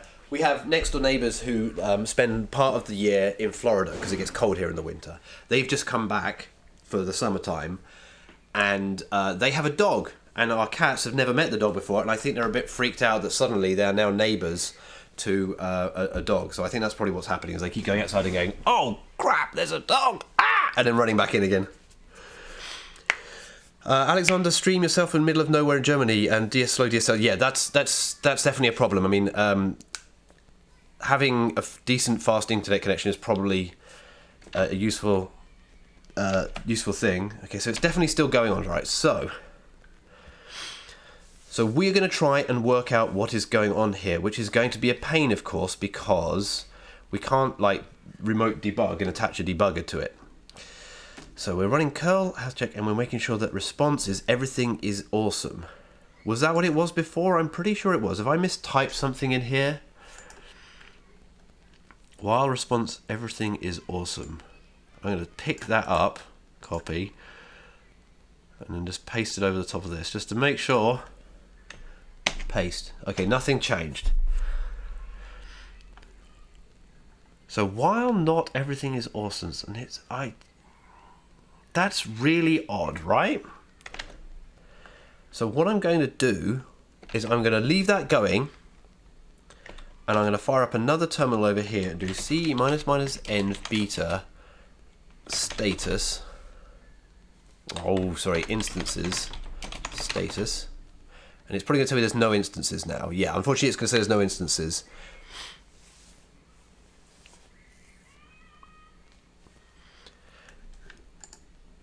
Because it's not there. So we're going to go and get the IP address directly from the Amazon console, wherever I've hidden that. There it is. So beta targets. There are no. Oh yeah, of course. That's why we can't see them. There are no targets registered because they get taken out while we update them. Instances. Beta. There should be a 6502 compiler, Andreas. There should be. CC65 is there. Or should be there. And if it's not there, that's a bug. We should fix it. We already have GCC1. Oh, that's on the list as well. GCC. Oh no, I filed an issue for that. Sorry. I'm trying it again. Don't get distracted. I'm talking to myself here. Sorry, I don't mean to say you get distracted as you like. It's part of the fun. Okay, so you're still running. And I should be able to go SSH Ubuntu at that address. Yes. Okay, so I am still allowed to directly talk to it. And then what are we running? We're running a command, which I'm going to copy paste out of the JavaScript, the Python, whichever, one of these programs. Okay, that, obviously now we have to undo the Pythonic nature of this. And I think this might be an instance where the too broad exception is going to be a problem. So this should, yeah, everything is awesome. With a new line on the end of it? Or, I think. I wonder if that's a difference there, but response, accept exception. See, I don't know. How irritating. Okay, well, we're going to have to fix this up here. So, I'm going to stop that. Sorry, keyboard interrupt. Now we've got everything's in a horrible inconsistent state. So that's unfortunate, but that's how it is. Now to fix. I would like to so I need to bring new line arg. I think so. I mean, but I don't know why that would be the case. I mean, we can certainly just do response.strip here, right? Is it strip in Python? Yeah, no, I agree, Pantuful. I wonder. I'm pretty sure it. I'm confused. A.strip. A.strip. Yeah, I don't think it's the new line. I wonder if that character is actually the new line being that was inserted by the shell saying, hey, this thing didn't end on a new line, I'm going to put you on a new line. So I don't know if it is that, but this is definitely going to help. I am going to get rid of the try and the exception. I want to see what the actual exception we get when this works is, when this doesn't work. How are we going to do that? How are we going to test this quickly and easily? So we think admin command run remote shell on that. So this exec remote command does a subprocess.check output. SSH args for that. So what is subprocess? Oh, I'm looking at the wrong window here. Sorry, I was about to bring up documentation on a window you can't see. A window, a computer. Subprocess check output.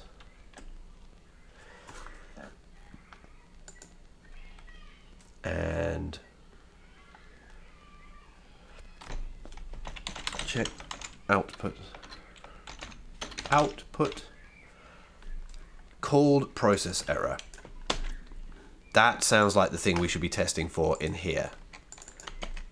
So that will hopefully shut up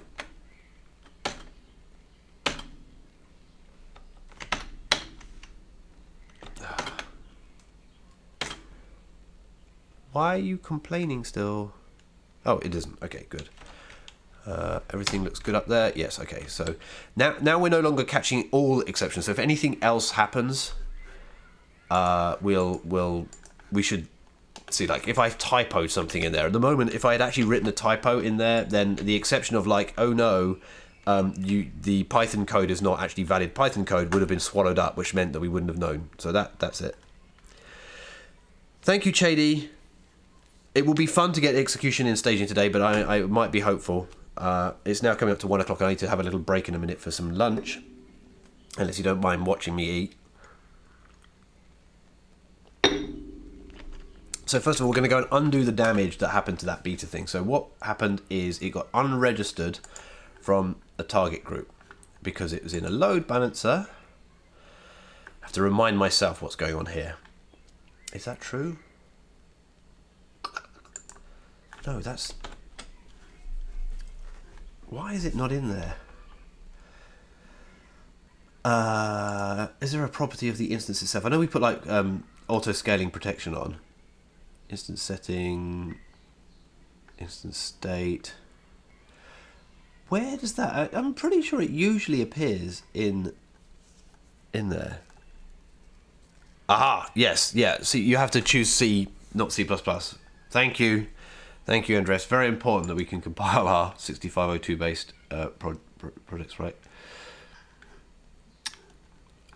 I've lost myself in here. Auto-scaling groups. This is where it's hiding.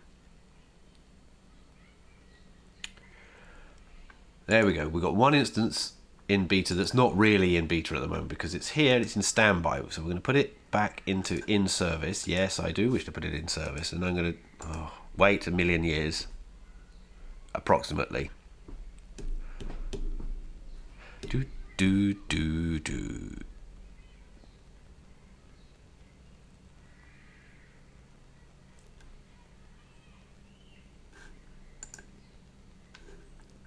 And then remove the scaling protection, which doesn't matter really, but it just... So I've now undone... Oh, there you go. I get a little notification when that happens. Now we should be able to redo this C-++ beta instances restart, and it won't necessarily work because I'm not convinced that we've solved the underlying problem, but we will get more information about what's happening, I hope. I mean, we could check for an error document rather than it be exactly error. Everything is awesome, but I mean... Yeah, I don't know. Now I have nervous twitch of Rubik's Cube. Okay, so it's done. Now it's going to restart the service. We should be able to see now that it actually becomes in standby. So this is now it's in standby because the scripts put it back in standby.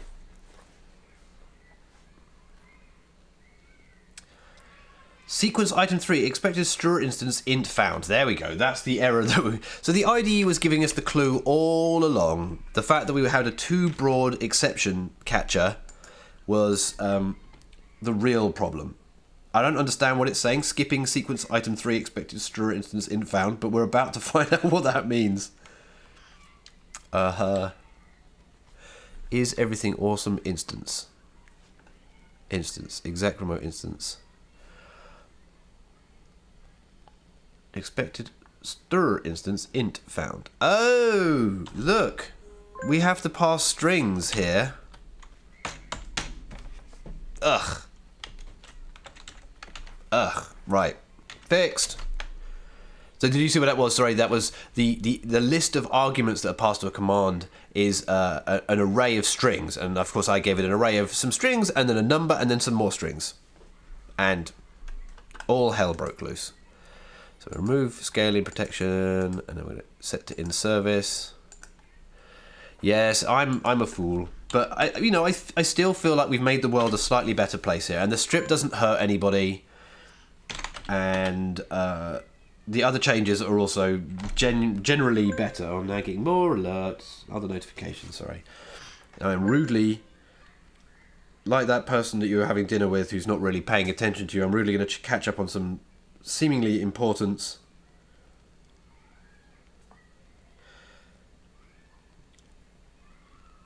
I'm just going to reply yes with 4 exclamation marks to a friend who wants to meet up for lunch or something sometime.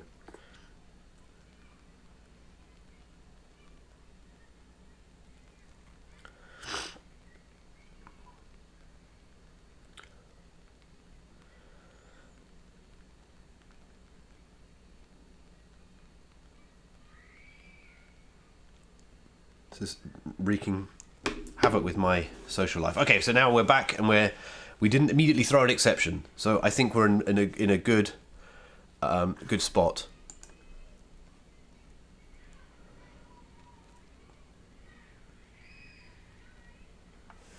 So the thing that I'm finding interesting that I don't understand why is why we still have debug output coming here, because I locally hacked the Oh, I know why. I was just thinking, I locally hacked the compiler explorer image to have -- debug, but of course, restarting it should pull down a fresh new image, but it does. It pulls down a fresh new image of compiler explorer, but not of the image. So we might as well leave it with debug on for now, although it's going to be blowing through gigabytes of logging bandwidth. So there's a certain amount which we pay for this log aggregator. But this is a pretty good test of it, at least. There's a lot of stuff going through. I should note that down. So where are we? Revisit log. I'm going to tick that off. That was good. We know that worked. /healthy needs to reflect true status. When that works, we will tick that off. We've got binary mode. I have a list here of things that I need to test before I'd be happy with that. SSM agent we've just ignored for now. We might have improved the latency of Firejail. We're going to go and play around with that a bit more. When that's all happy and beta site is back up and running and we're confident in it, I would like to take stock. I'd like to deploy to the staging environment the current master branch just to make sure that's not broken. How would I trigger it? So nothing's changed actually, Pantuful. This is the thing that I edited was the compiler explorer image, which at the moment only gets updated by That's a good point. I think it's doing a git pull, and it's doing a git pull which is succeeding even though you have a local change. That's weird. Yeah. All right, you ask an excellent question. We're going to have to look into that. So we're going to go on to, this is effectively what's going on in here. Hello, we've got git diff. See, there's the -- debug. And so somewhere inside the service, so setup should automatically do this magic here, where we do git work tree checkout, git work tree pull. What if I type git pull in here? Sudo git pull in here. It says it's already up to date. Okay, so the git pull is not overwriting the local change that I had here, which is probably okay. Probably okay. So the image is updating. Let's just get positive confirmation of that. So back git -- work tree, and that was a 17:56:26, which is 56 3 minutes ago. I think it's still doing it, so it says it's already on beta, all this stuff. So I think we're good. I think it's all good. It's just, it was a little bit surprising to me that it didn't overwrite my change here, which I think I'm actually gonna undo now because I will forget otherwise.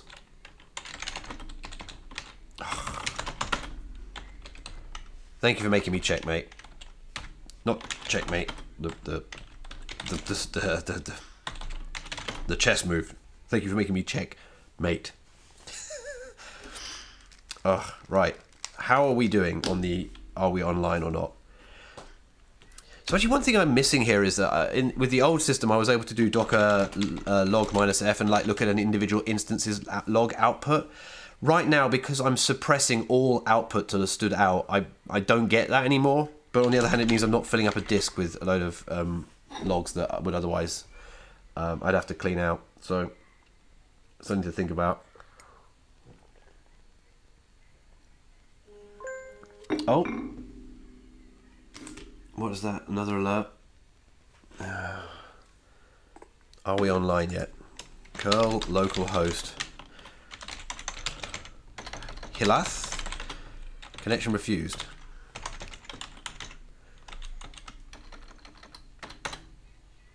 Okay, 502 breakage. That's good. That's the correct right answer. So that's presumably what it's getting over and over again.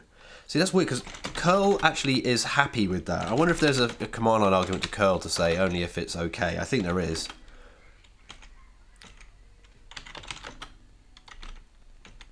Oh, come on.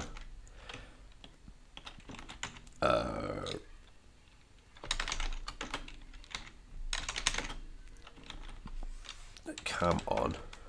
Exit codes. I know there's a way of doing this, but obviously we're doing it in a far more positive way, which is like, you know, you should tell me what the... I know exactly what you should be telling me. Hello! No, this is a good time to ask questions because we're just waiting for something. So I've just been asked what we're making here. So this is... depending on what your level of understanding is, I work on a site called Compiler Explorer, which allows you to run compilers in a browser. Well, not in a browser, on a remote site, look at the output. And what I'm doing at the moment is a whole bunch of behind-the-scenes infrastructural changes to allow us to not only compile other people's code safely, but to actually execute it. And so it's a very... We're deep down the rabbit hole.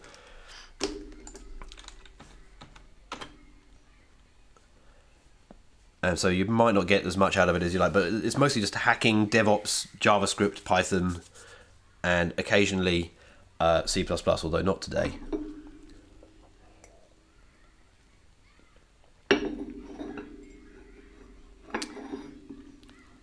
So I mostly talk to myself. Oh, cool. Yeah, analysis is so much fun, Andreas. Okay, that worked. Hooray. I can tick my log healthy, needs to reflect true status. Everything is awesome. The beta site has restarted. Order is restored to the universe. I'm going to log out of the beta site over there. We're going to, once this is finished, I will check that in. And then we're going to do a test of the binary mode to make sure that's working the way we thought it was going to do. We're going to have a quick look at latency. I made the changes to Firejail we have. Separate cache for beta. I don't think we need to worry about that. Beep, beep. And yeah, so the site we're looking at right now is godbolt.org/beta, which may now be in a 502 state. Okay, it says everything is groovy. Okay, that's what we wanted to see. So everything is up and running. I'm going to close that out. Wunderbar. Yeah, analysis, for those asking, Andreas, the analysis language lets you just run the analyzers directly and not actually have to compile first. You can also add these as a tool on a C++ output, but this is like my fun and what I like to do here. Okay, this is definitely me going totally off topic of whatever I should be talking about, in as much as I should be talking about anything. What do I want to do? Timeline 1. Oh, what is it? Help.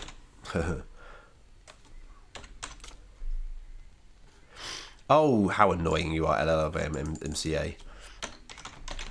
I'm sure it's timeline. Oh, there it is. Yes, it is. Oops. I can't use my computer right. So, total tangent here. We talked about tangents yesterday in the trigonometric sense of them while we were talking about other bits and pieces. But here is like a little mini loop. A loop like this could be the hot loop in your application. And we might want to say we're looking at this for, I don't know, Sandy Bridge. Sandy Bridge. Oh, come on. Is it MCPU? Oh, MCPU? There we go. So I've told it, hey, I've got a Sandy Bridge. how fast would this run on a sandy bridge, and it tries to simulate it as much as possible. So we get some information here about the internal CPU resources that are available and that are used. It tells me which of the various like execution resources these things have. So this is the number of micro operations each of these instructions is. Each one is one micro operation. If you're interested in what that is, there's some stuff on my YouTube channel, or Google for my name and YouTube, and you'll find something. The syntax coloring doesn't work here, but we're seeing like what the latency is. So this takes one cycle and the results are ready on the next cycle. This takes, well, the results are ready on 3 cycles after this, 5 cycles after this. So isn't that amazing? An add takes 3 cycles, a vectorize 1, and a multiply takes 5. Decrement and jump if not equal take 1. Then we see like the reciprocal throughput, which is just kind of how quickly you can issue another instruction of the same type. So this means that I can get 2 of these in one cycle. This is the so the question here is this is the LLVM one, LLVM MCA. Now there is the Intel IACA one as well, and I need to put in support for that at some point. That will I've not had as much success with the with the Intel one as I have with the LLVM MCA. It's prettier. So here is like some just information about the instructions. This is which port. So if you've ever looked into how a superscalar CPU works, there is a whole bunch of like separate areas on the chip that can run different types of instructions. So this tells us like what port, which part of the chip each instruction got dispatched to with what level of percentage of the time. So for example, this add here could only execute on port 3, whereas this VPSSS DQ, which I don't even know what it is. What is that VSSP? Let's go and find out. What is that? Vector shift. Aha, okay, it's a shift apparently. Can execute on 2 ports, 3 and 5, but it looks like it executes slightly more on 3 than 5. This is obviously a simulation. It's subject to some vagaries, but yeah, so most of the time it runs on 3, a little bit less time it runs on 5. This deck can run in multiple places, and so it runs in either 2, 3, or 5, which is brilliant. And then this jump if not equal can only execute on 5 because the branches can only execute on 5. So that's all interesting, but my favorite bit is the timeline.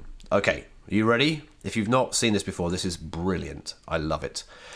What we're seeing here is multiple iterations of that loop. On the left-hand side, that code snippet is presumed to be the kernel of a loop that's being running around over and over and over again.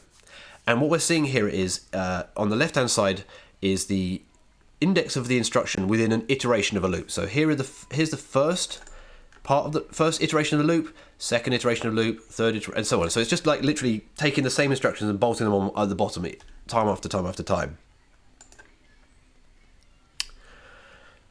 So, and then on so that the vertical axis going down is instruction after instruction. The horizontal axis here, moving from left to right, is showing time passing. So we'll just look at the very first line to start with. This shift instruction, on the 0th cycle here, like the very first cycle, this D means it was decoded. On the next cycle, it was executed. The little lowercase e means it's in the process of executing. On the 3rd cycle, cycle 2, I call it cycle by number now. On cycle 2, it was executing but had completed. That's the capital E.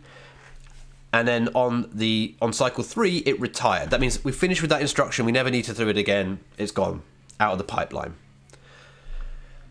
If you look down though, you'll see on cycle 0, the CPU is actually able to decode 4 instructions in one cycle. So we can see that by looking at this sort of vertical slice here, which I think I can do if I hold down this key. Does that work? Can I do it? Is that control? No. Alt. Okay, no, I can't get a rectangular selection, but imagine I had a rectangular selection here. This would mean that in that first cycle, all 4 of those instructions were decoded at once.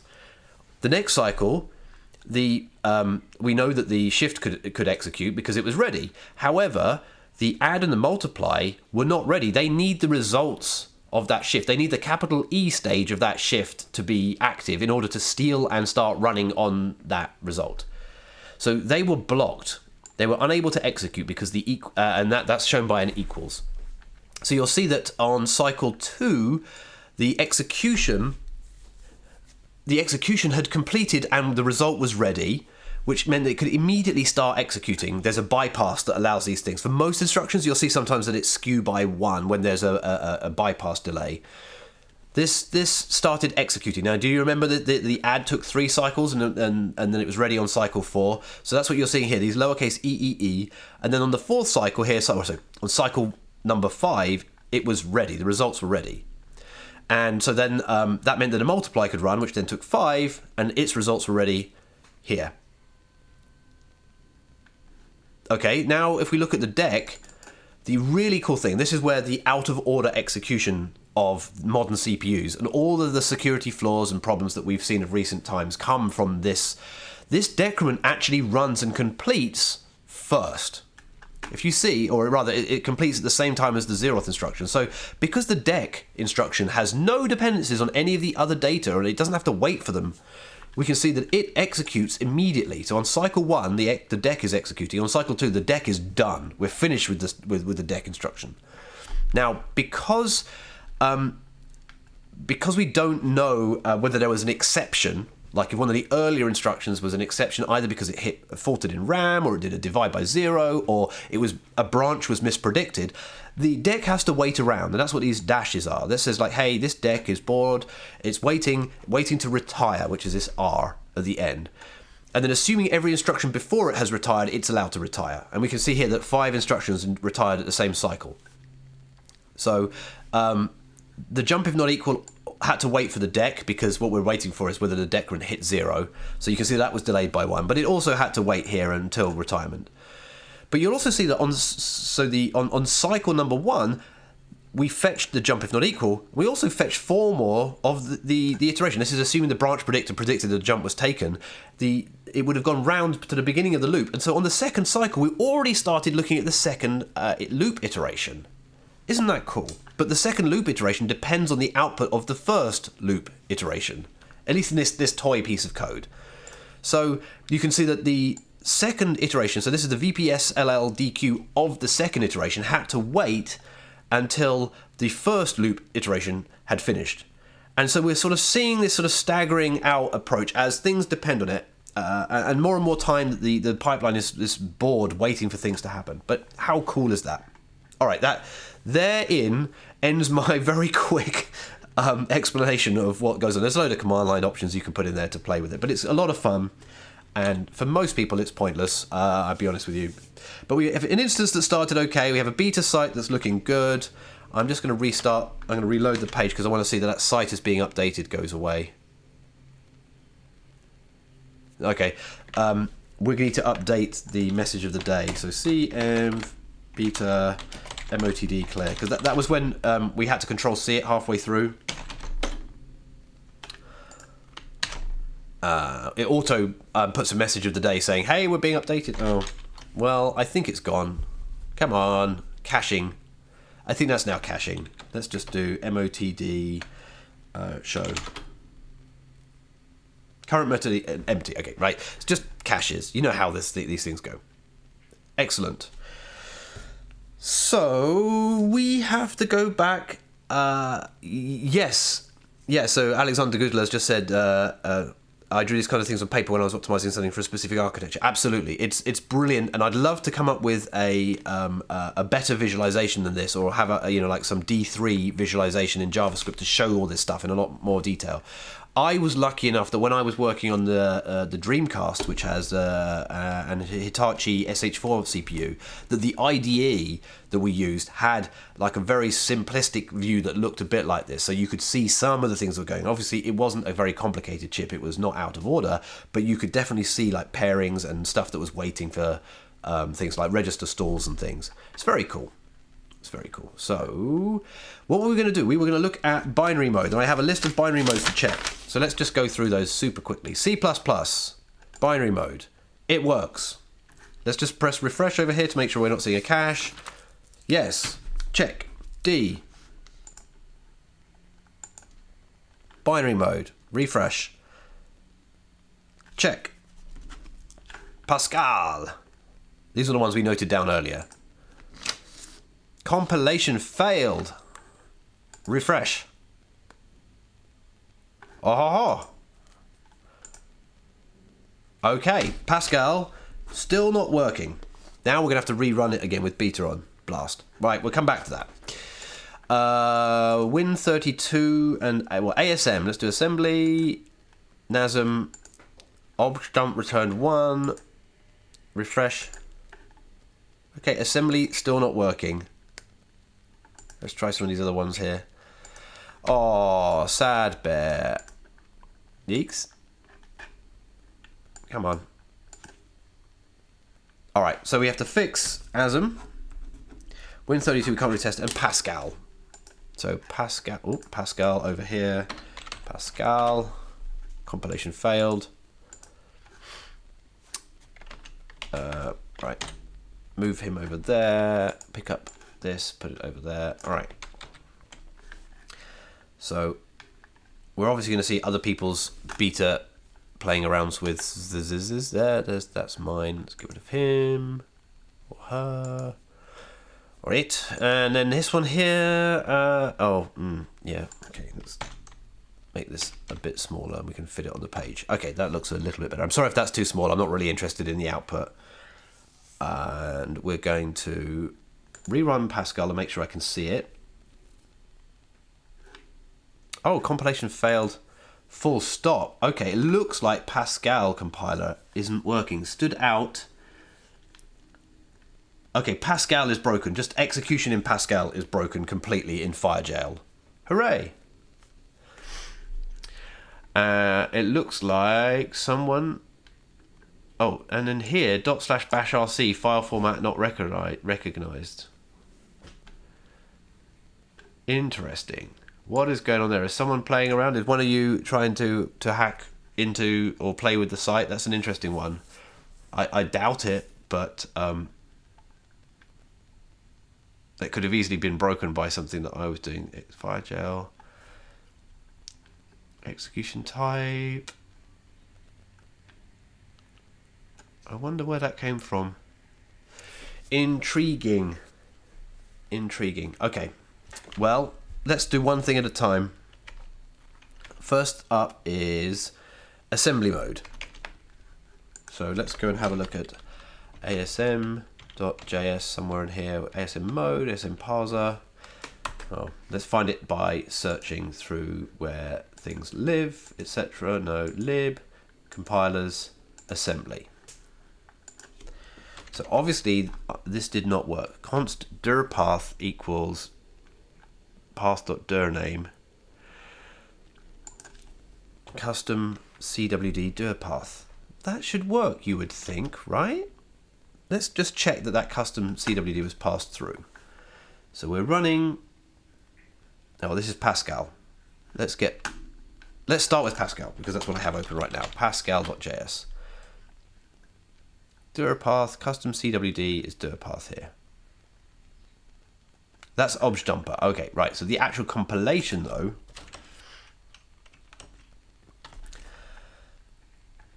Options, get executable file name, dir path prog, obj dump, run compiler. Temp path. But file name, prog.dpr. I wonder. It looks like the Pascal compiler is deliberately running something in a different temporary path. Temp path equals dir name of input file name. Okay, let's go and have a look at that. So this might be defeating my rather cheesy attempt to Firejail things. So we're running Firejail, we're running FPC, we've got an opt compiler explorer FPC config, right? We can see this -fe some temporary directory. That's a hallmark that it's not working the way that I would want it to.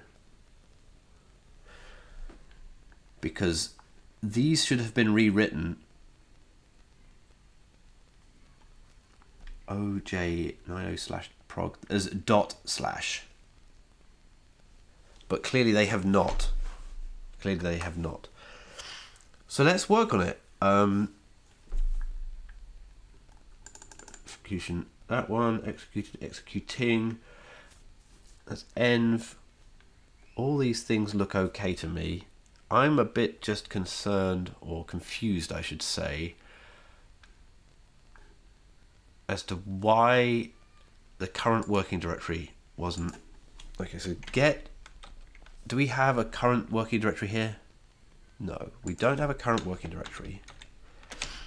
I guess I should get this working locally first of all. Now, do I have any of the Pascal compilers? FPC? Oh, sorry, compiler explorer FPC. No. So I don't actually have any of the compilers on my local machine, which is somewhat annoying. Oh, I've got a change. What's the change here? Oh, yes. One thing at a time. We are going to update health. Okay, check.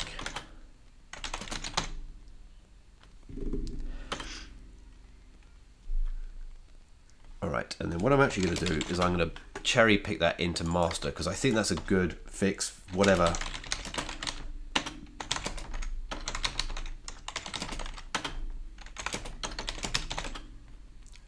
Yep, good. Git push, git checkout, beta again. Okay, so we have the benefit of that in both master and release, because that does seem release and beta. Okay. FE plus temp path. So this temp path is the dir name of the input file name. So that does seem okay. And we can definitely just explicitly make the current working directory, if not exec options equals this dot exec options. And we know that if we call exec, we call exec.execute and exec.execute. Oh no, where's the thing that all right, the part that was doing the some of the trickery that I was interested in is actually in the default, I think, base compiler version of run compiler. Yes, this is it here. So this is my glorious hack for everybody, for all the compilers that don't bother doing this. Well, we do bother doing it the right way over here. So we're going to say exec options equals that, const temp path equals that. Let's rename that as dir path, because that's what we've called it elsewhere. We're going to const project file equals that. We're going to say exec options dot custom quid equals dir path. All right, I'm confident enough in that working that I might just throw that out there in a second. So we'll give that a go. So one of the other things I'm supposed to be doing while I'm off work is fixing up the installation scripts, which are currently a whole bunch of horrible shell scripts, and I've got most of them ported over, but not the Pascal compilers. Do you know? You know. You do know. I should do it properly, shouldn't I? Thank you. You're being my conscience. Hello, Jip. You're my conscience. We will do this the right way. Which means going to the compiler explorer image repository, and in here we have bin scripts. No, we have bin YAML, and we have all these directories here, and I'm going to do file new. Well, let's just have a look. Update compilers. This is the old way of installing everything. Install Pascal compilers. Yeah, this looks fine, I think. Oh, this runs... This actually runs code. I don't like it. But I'm going to do it. All right, we are going to take a small break, and we're going to move on to writing some Python code to do an installation. And I'm going to port over the Pascal installers to the new way of installing things. Then I'm going to install Pascal on my local machine. Then I'm going to test the Firejailing stuff works, and then we're going to push that. All right, and then we're going to pop the stack and get SSM working. Cool. So, and I need to get some lunch at some point. I'm just going to see if my friend replied. I don't think he's available for lunch, so I don't have to spare. Coffee tomorrow sounds brilliant. Excellent. All right. So I have the rest of today. I will probably go and grab myself some soup in a second. Some of the many tomato soups that are behind me. No, no, no, no, no, no, no. I'm going to be around, Jip. Don't worry. Don't worry. I'm staying around. I'm sticking around. It's all good. It's all good. Let's get this working. Let's get this working. So I am going to make a YAML new file. And this is going to be pascal.yaml. Add. And this is going to be compilers, pascal, FPC, I think. What do we call these things? FPC. Okay, let's split the terminal vertically. And now we've got YAML over here. Brilliant. We only have these things, so we're gonna have to invent a new install type. So at the moment I can easily install things that come directly from what's it called? Directly come from Git or something like that. But these like running this, these are different. So let's just write the things we know. Let's start with the things we know. 2.6.0, 2.6.2, 2.6.4, 3.0.2, 3.0.4, and we then also have this weird fpc.cfg that's actually part of. That's an interesting one, isn't it? Okay. Oh, thank you, Beef Viper. It's really interesting to me that this is interesting to other people. I mean, I could imagine it being a very weird experience for you watching me bumble around. Yes, right. The vertical dividers are so important. So we have this much information. Now I have to remind myself how all of the other things are installed, and then we'll come up with a new way to run a script. So type tools. We're going to need something like that. And yeah, we're going to steal all of those things there. Right. Yes. Except it's not going to be tarballs. It's going to be like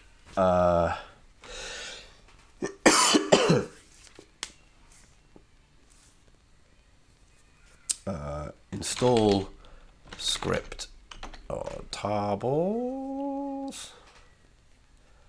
How did I do it? I'm sure. Have I done this already? I might have done this already. You know, what do these things do? No, we untar to somewhere and then we run checkxe.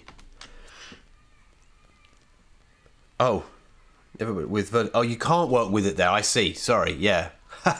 Fair enough. The exact opposite. Thank you, Blunts. Yeah, it's not that impressive, as you can see. Now you've seen how the sausage is made. It's all very nasty. So we've got type to be determined. We need to come up with a new way of doing this. It's like, I don't know.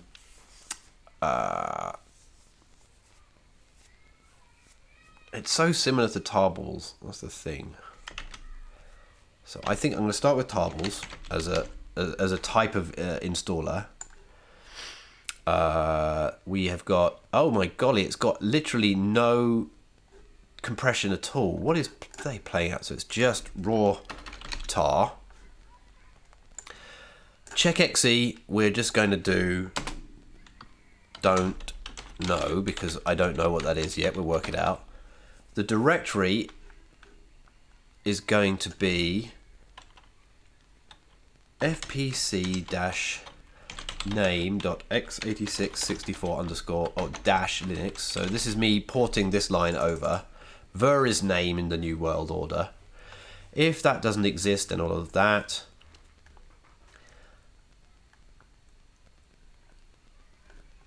And then we install this script over here, which is going to be a new and interesting opt file, which I don't know what to do about right now.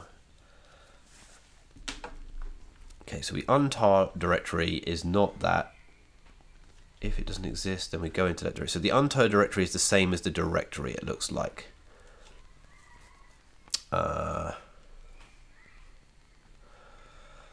So at least for now, I'm going to put that in. Oh, we've got another file, this other custom install FPC. Isn't this grotesque? Let's go and have a look at what's in there. That custom FPC and install FPC. Oh my word. Modified version of that. I dread to think. That is hateful. Oh my golly, and the children are really screaming next door. Okay.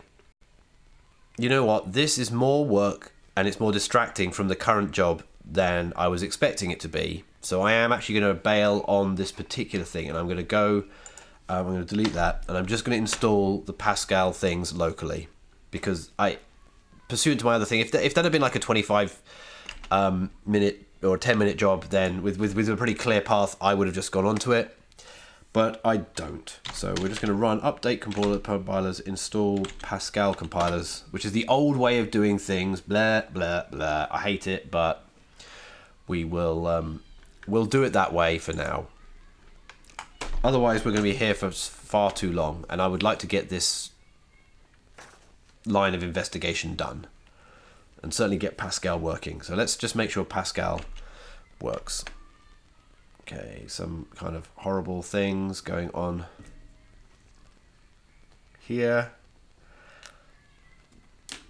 Meanwhile, let's run a local copy of Compiler Explorer in another window. So here we are in the image. We don't mean that we mean Compiler Explorer.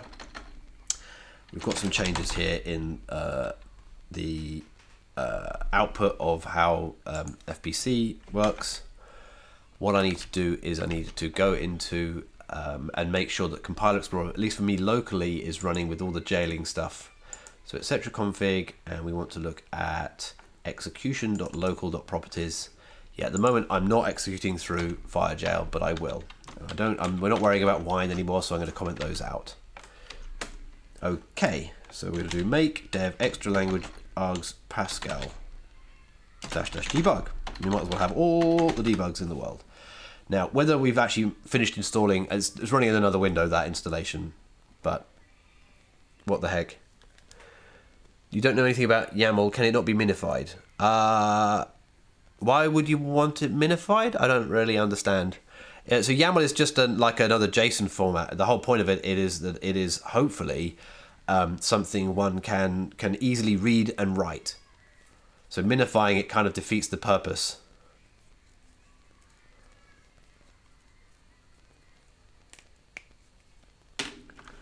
Okay, so we had no compilers, which means that the compiler thing... So, well, that apparently is running. What is going on here? Okay. Why can't you find Pascal compilers? We're started again now.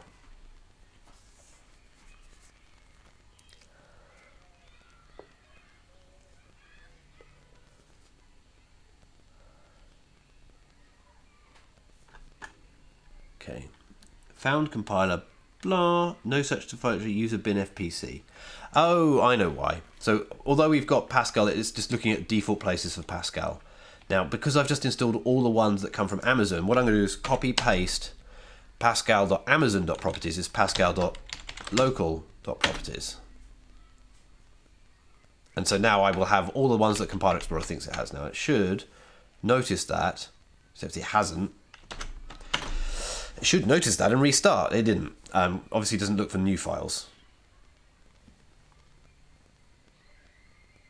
Yeah, the intention of this YAML file format is that it's hopefully a relatively straightforward way of declaratively saying what needs to be installed. So in the happiest path possible,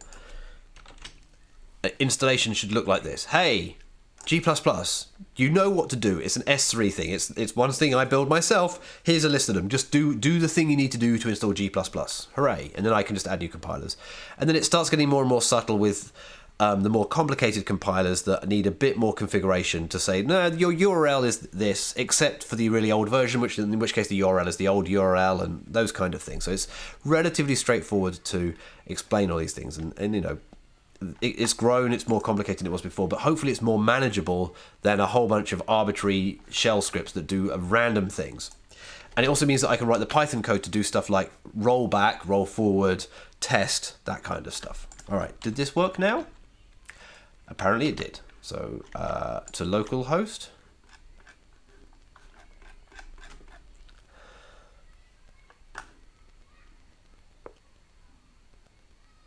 Okay, so here it is, and it's running under Firejail like we wanted it to. And then we're going to click the binary button. And there it is again. Brilliant. Okay, so I think we can say tick the box of saying ASM is now fixed. ASM Pascal is now fixed. So why don't we say that? Div add dot git commit minus m fix Pascal. I'll tell you what I'm going to do. Before I do that, Firejail. Nope. No, not that one. Different one. Here. Execution.local.properties. It's just there. I can see it. I am going to make sure this works without Firejail, because that would be an embarrassing thing to discover.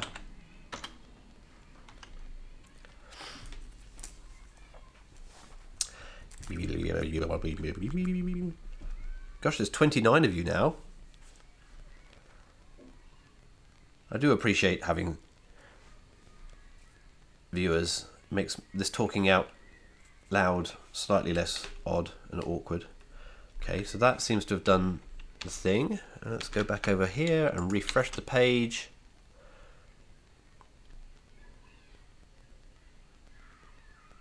Oh, and it's just Webpack taking its time.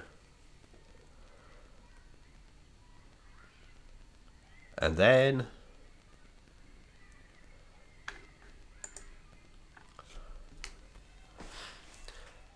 come on, Webpack. There it is. Excellent. All right, and let's just make sure it is actually doing that. Compile did work. Binary, it's definitely working. All right, brilliant, brilliant. So that's that. So git status, git commit minus m fix Pascal to use custom CWD appropriately.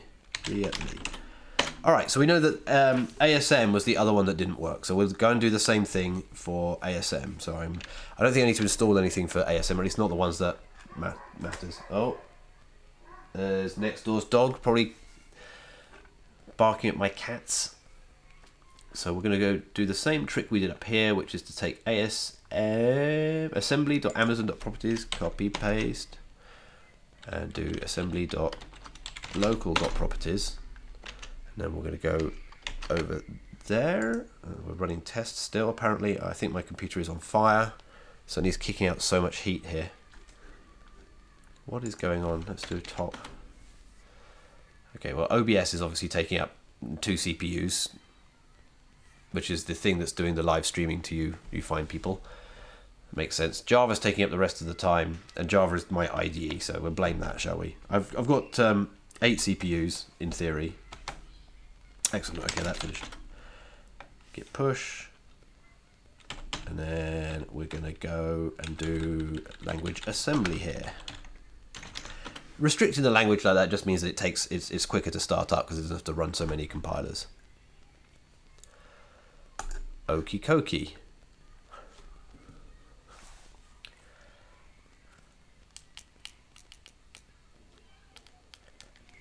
I think this is going to be a new record.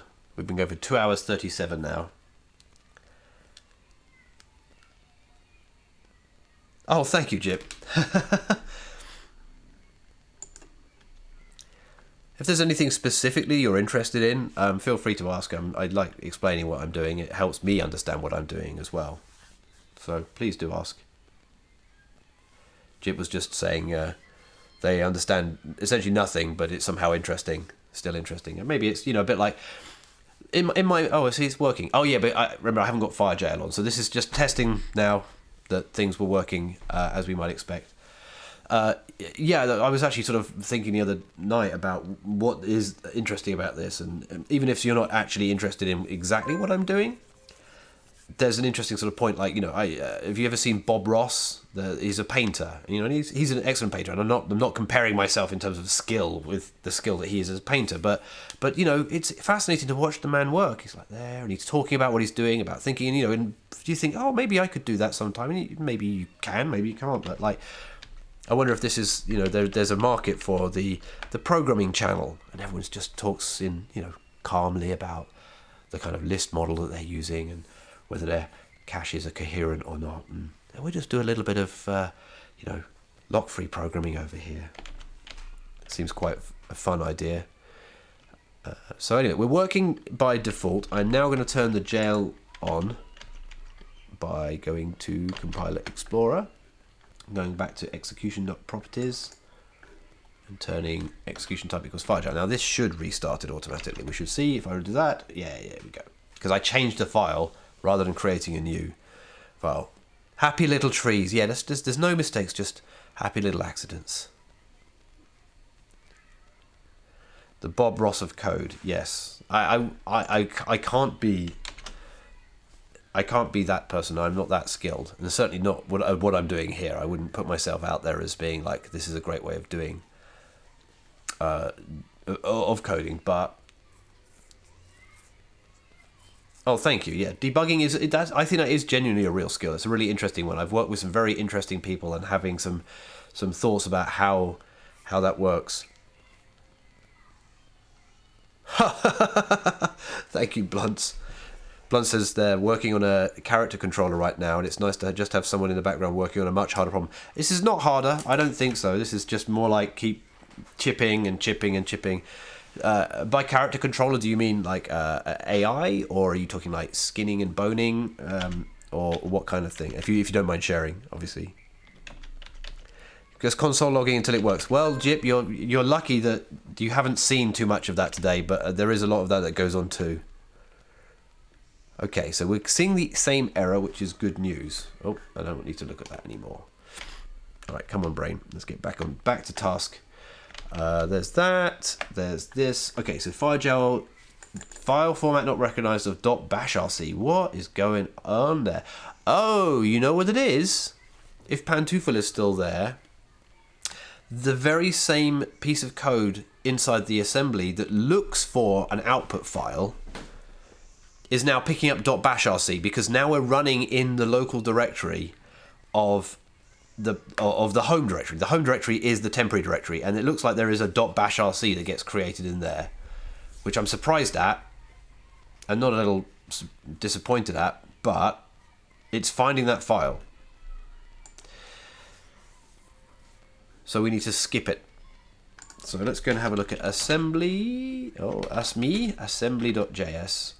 And down here, files for each. If this file is not equal to compile name, okay, if file naught is not equal to dot, and isn't that a horrible workaround? So Blunt says, working on an FPS in Unity and trying to make the first-person character controller use its own physics because the Unity physics is a ton of input lag. I can imagine that, yes. Yes, that makes a lot of sense to me. Hats or tails? That's very nearly a same, Jip. Yes, heads or tails is what we would say. But you're absolutely on the right thing. It's the same thing. You're making head or tail or something. Yeah. My logs, obviously, I've been staring at them for 6 years now, so I've gotten some used to it. That's right. You got it. And Alexander's reverse engineering a game. That's brilliant. Reverse engineering is a great skill. Often, I find myself reverse engineering really complicated and difficult code written by me a couple of days earlier. So it's a good skill to have. All right, does this now work? Obj dump returns 1. Drum roll. There we are. So now it works, and it's just ignoring dot files, which is a bit cheesy, but I think should solve all of the problems that we had here. So let's go and check that into git status, git add dot. So ignore dot files in the ASM output directory, as it may be running in the home under Firejail and Firejail, and thus finds dot bashrc et al. Oh, bashrc managed to catch it before it ran the tests. See, the problem with this is that these things are very difficult to test, and I'm sure somebody who is better than me at writing tests or thinking about how one would write tests could come up with a way of testing this, but most of these just I have to just hack them until they work. Some very interesting chat going on in the chat. I won't read it all out.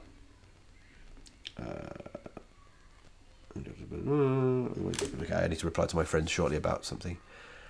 Oh, VM protect. Oh dear, that is fun. There's a lot of fun things going on in there. That's definitely showing a dedication to the cause.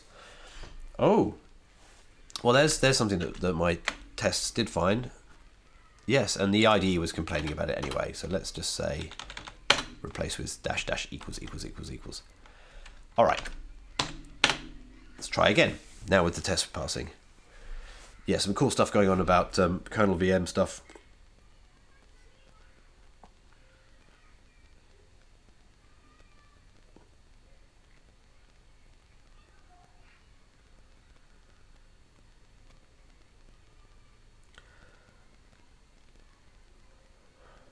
Right, oh, apologies, I'm doing the rude thing of texting my friend.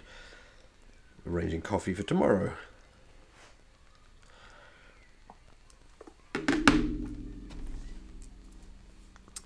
Okay, we're nearly there. Yes, okay, git push. So that should hopefully tick our Pascal and ASM boxes, and then we have fixed the binary mode thing. So we need to go and test that in a second. Then I want to finish up by staging and testing the regular version of Compiler Explorer, not the beta version, just to make sure we haven't broken that, because if we need to do a release for whatever reason, I need to know that it isn't working. And then I think I'm going to definitely pause at that point and have some, what will be an early dinner now, as it's nearly 2 in the afternoon. Got some tweets going on. No, nothing interesting there. Okay. So there's still 26 of you that are interested in this, so thank you for your continued support. Oh, that's a pain. Look, there's a flaw in my scripts there. So this is now fix equals. So the scripts that we have don't check what we actually push, but they check what the current directory looks like, so that's definitely a problem. So we're going to say fix equals here. We're not going to run the test. I'm going to git push again. Okay, right. So that's doing its thing. Oh.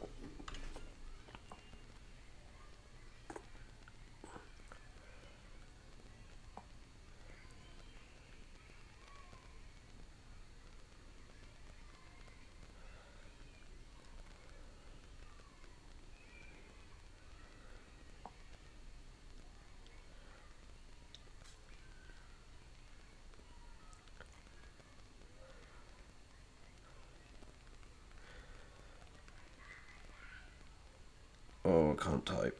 Done later though. Right. As indeed as my friend. Okay. Are you? Yes. Interesting things. Okay. Lovely. Stop talking. We pushed that. Yes. The checklist currently is at make sure the binary mode works. So we need to go and push this to beta.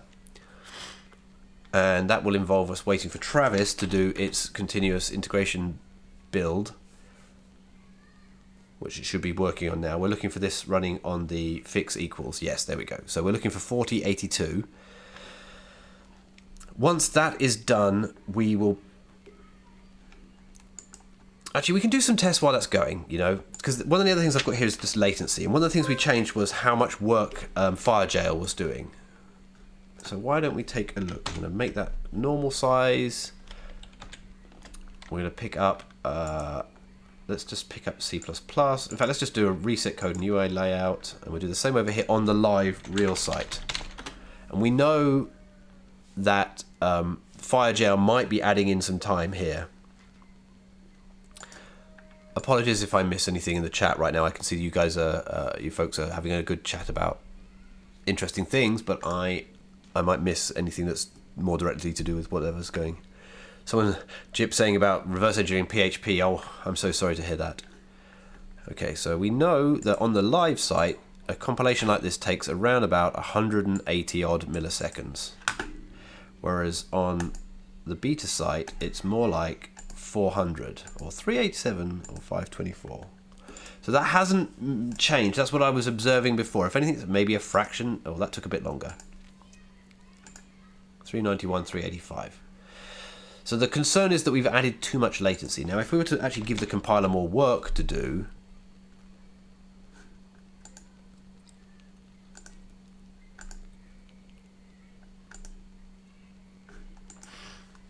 okay, right. I need something that's going to take a while to compile. So my go-to would be boost. Libraries, boost, 170, sure. Boost, what? ASIO.hpp. Does this even compile? Or does it time out? It does. 6 seconds that took. Let's run it a few times. I'm going to take notes. That was 6020, 6020, 4124.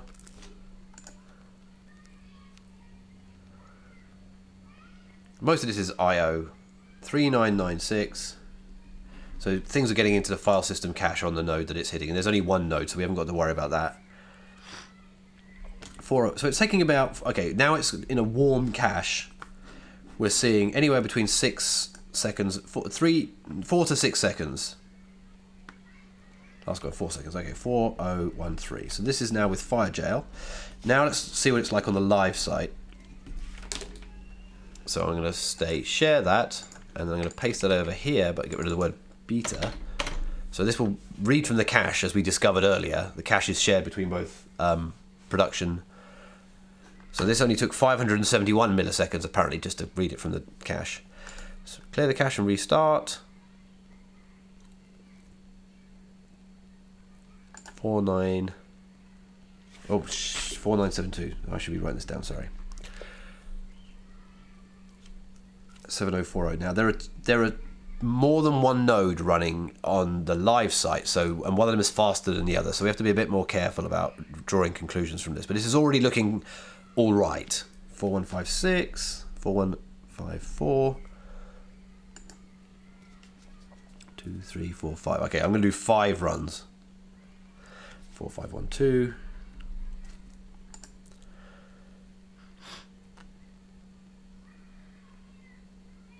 And 4718. Okay, so actually we got faster results from the other node. Now that's probably more just down to the fact that that node is faster. The beta node is running one of the C5s, T5s, whatever. C5 large. Whereas the production is running a T3 medium and a C5 large, and depending on which one I was getting steered to, I might have gotten different results. But what I'm basically saying is I'm not seeing like a giant systematic slowdown using Firejail. There may be some startup latency, which I can just square with myself, I think. So that's good news. Also, I wonder if am I building Firejail without debug or in debug? So I'll check that. Firejail 03 question mark. Let's go on this side of the piece of paper in here. I'm running out of space. Firejail 03. So I think the latency is going to be fine.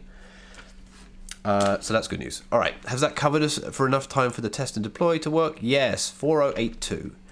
So we're now going to go back onto the administration server, and we're going to say set current 4082 in beta 4082 beta, and we're going to say that's master. That's fine.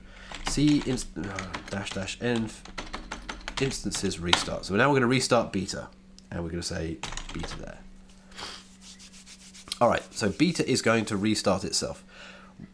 In the interest of trying to get more done in less time, I'm going to go to a new terminal here. So this is beta restarting.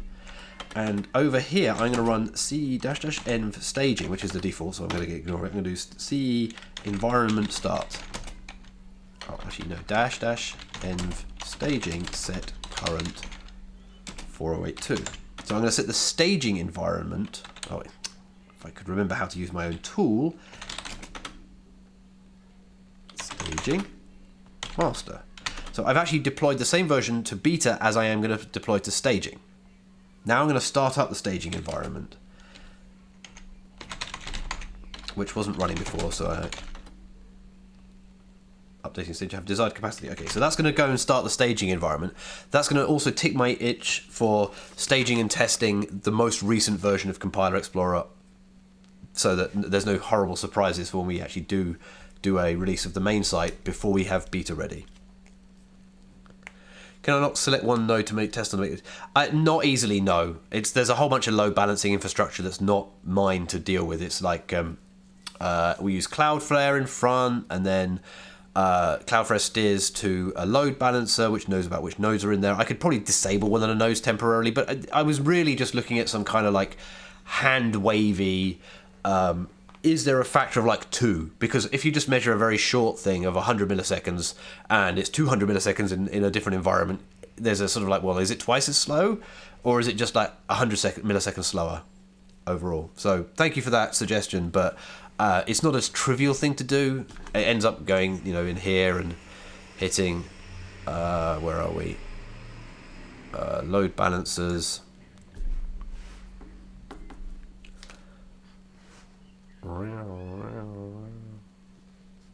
Well, eventually that'll time out and give me my load balancer. Here's my GCC Explorer app, which is still a terrible name for it. There's a listener. It goes from port 80 to these rules. These rules steer the non... oh, God, this is being very slow. Yeah, if it's beta, it goes to beta. If it's not, it goes staging. Staging goes to staging. Else, it goes to prod. And these are like selections of machines. And in here, that's where this target group has multiple machines in. So I could remove one from it. But actually, the one that's easy to remove targets. Here we go. Hooray! 2. The one that's easy to remove is the one that's the fast machine, and I would want to get rid of that. I would want to get rid of the slow machine instead of the fast machine. Oh golly, I am gibbering now. Okie dokie. Travis can go away. I wonder how we're doing with the staging, actually. Let's have a look at the staging environment. So target groups, we'll get rid of that filter. We should be able to see that there are 3 target groups, beta, prod, and staging. Here's staging. Stager has 1, and it's unhealthy at the moment, but that's more likely because it's still starting up.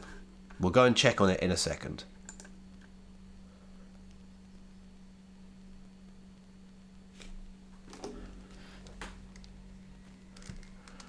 Oh, and I forgot to git pull on this repository, so the CE command is not using the new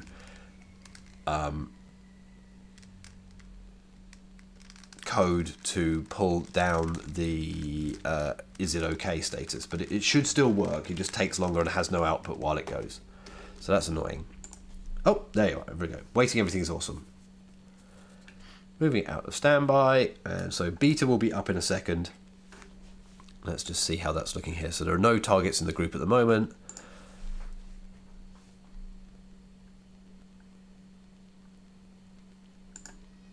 There it is.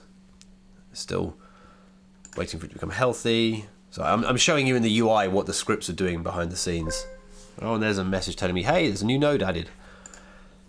Healthy. Brilliant. So we've seen it's healthy. The scripts haven't yet looked at it. Brilliant. There we are. So beta is now up. So let's tick the box of making sure beta does what we wanted it to do, which is we need to check Pascal and we need to check ASM in in binary mode. So Pascal, binary mode, refresh because of the caching. There it is. Hooray. Non-binary mode, refresh because of the caching. Excellent. Pascal, done. At least, 1. It's not exactly an exhaustive test, but it's like a smoke test. Assembly, infinite loop, refresh. It's great. That's all we needed to see. Let's pick another compiler. Why wouldn't we? Oh, joyous. Right. Beta, done. Okay, that ticks out all of the binary things that we knew weren't working before, which means I can tick out my master list of binary mode. And now all we have is stage and test left. So let's turn our attention to the staging environment. Let's go back here to, is it possible you could have a mirror of production that only has one node of production? Well, that's what these other environments are. Thank you, Redacted. Yeah, that's exactly what the staging environment is about, and the production environment. So actually I could test the staging environment. That was a great point, actually, DBZM1K3, is that my staging environment, once we've got it working, will actually be exactly the same as the beta environment, except there's just, in as much as there's one node of the same type. So that's a much better comparison. Thank you. Thank you for thinking of this. So let's get that working, and then we'll just do a side-by-side on those two. Hooray! So if I were to just go to staging here, what are we going to see? We're going to see probably an error.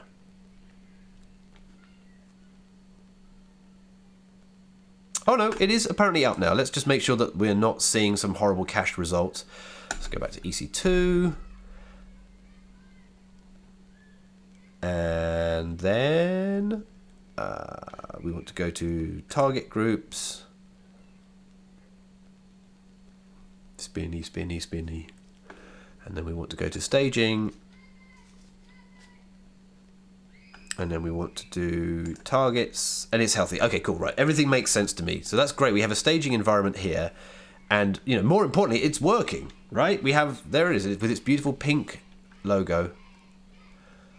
And we can rerun this over and over again. Compilation failed. Ah, well, there you go. So the staging environment wasn't working. It was reading from the cache. Sad bear is sad. Permission denied. Why are you even trying to get that? Oh, that's interesting. That is interesting. How this falls under the category of how did this ever work? Let me just get rid of that. Make sure the compiler works itself. Int moose return 10. And we're getting compilation failed, but with apparently the same error. That doesn't make any sense at all. Hello. Well, I'm bamboozled. I'm bamboozled completely. Now, this sort of makes sense to me because of the includes that we've got going on up here, but it doesn't make sense. All right, let's get rid of everything. Hi. Why? Right. Output 2 lines. Permission denied from CC++. Why are you trying to pick that up? I know we've got boost ticked here, but that should just include a file. Isn't that interesting? I wonder... Well, yeah, alright. There's something... maybe if Pantoufel was around, he'd be able to tell me what's going on there. Alright, so the compiler does work, but it can't read from /CE_libs. But the live site can. And I don't know what's changed. So this is exactly why I was doing this kind of test. It's exactly why I was trying to do this kind of test. And that is to flesh out these kind of bugs. So we're going to bring this up. This is the code. Now, on the main site, we have this horrible C preload thing. And this has a whole bunch of things that are allowed to read, and it doesn't look like CE_libs is in here. It is in there. CE_libs is in there. Alright, so I take that back. Why then is permission denied on this site? So we're going to bring up boost. No, what are we going to bring up? Yeah, boost 170. That immediately gives us this std predef.c. Now, I wonder if that's being automatically included somehow. I'm surprised. I'm surprised because I'm not doing any inclusion here myself, so I'm a bit surprised. Okay.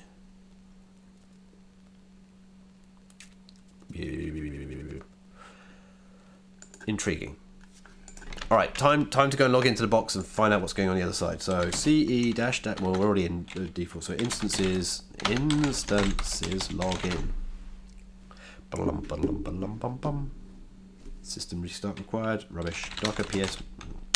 Sudo make me a sandwich. Sudo docker ps. Oh, I'd love for someone to make me a sandwich. I'm starving. Log minus f unified dash. Oh, just unified, isn't it? Yeah. Unified. Logs minus f unified. Staging. There it is. All right, so this is me looking at the log directly. So if I hit this, yay. All right. Not a clear reason as to why that is not working though. So let us docker. So this is the thing I'm trying to get rid of. Docker exec. unified staging minus it bin bash unknown. Well, oh, it's after the exec. There we are. All right, now I'm living in the jail that the old system uses. And we have a whole bunch of files, and that's lovely. And there are some files in there. Boost 170 std.c permission denied. All right, at least we can see why. They are owned by root, and they haven't been schmodded, which is interesting.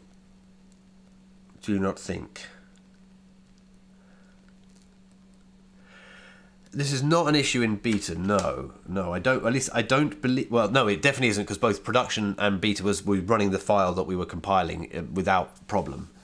So it's something to do with the way it's starting up.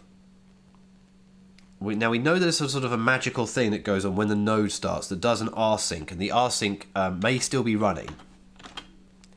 So I'm going to log out of the jail and do ps grep rsync. Oh, that's definitely not going to find anything. Okay, it's still going. That's why. Interesting. So we have this hack to try and get Boost to run locally. To compile faster by having it local. Everything else is on a network drive. All of the opt compiler explorer star is on a network drive, and therefore is pretty slow to access.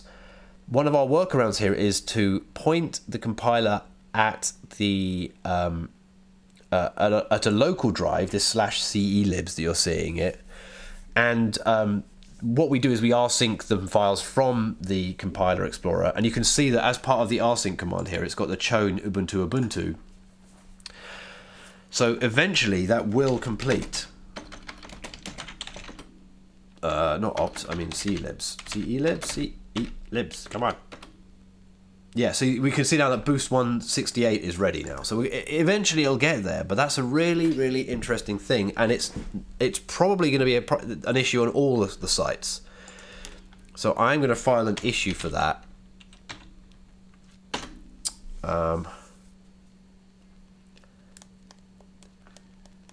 So new, let's put that in the compiler explorer image repository. Actually, it's not directly related to what's happening right now. And so we're going to say rsync of celibs leaves gives errors while until sync completes. So we're going to say like the ownership of files in celibs is only set at the end by rsync. This is mid rsync. Compiles using these files. Exactly. Yeah, I think that'll be the obvious solution, is to like use the trick where we swap the directory afterwards. So the rsync finishes to a different directory, the dot boost. Yeah, boost 170 dot new, and then we'll move it at the end, so it's atomic. In this fail, let's get the error message so we can see with permissions errors.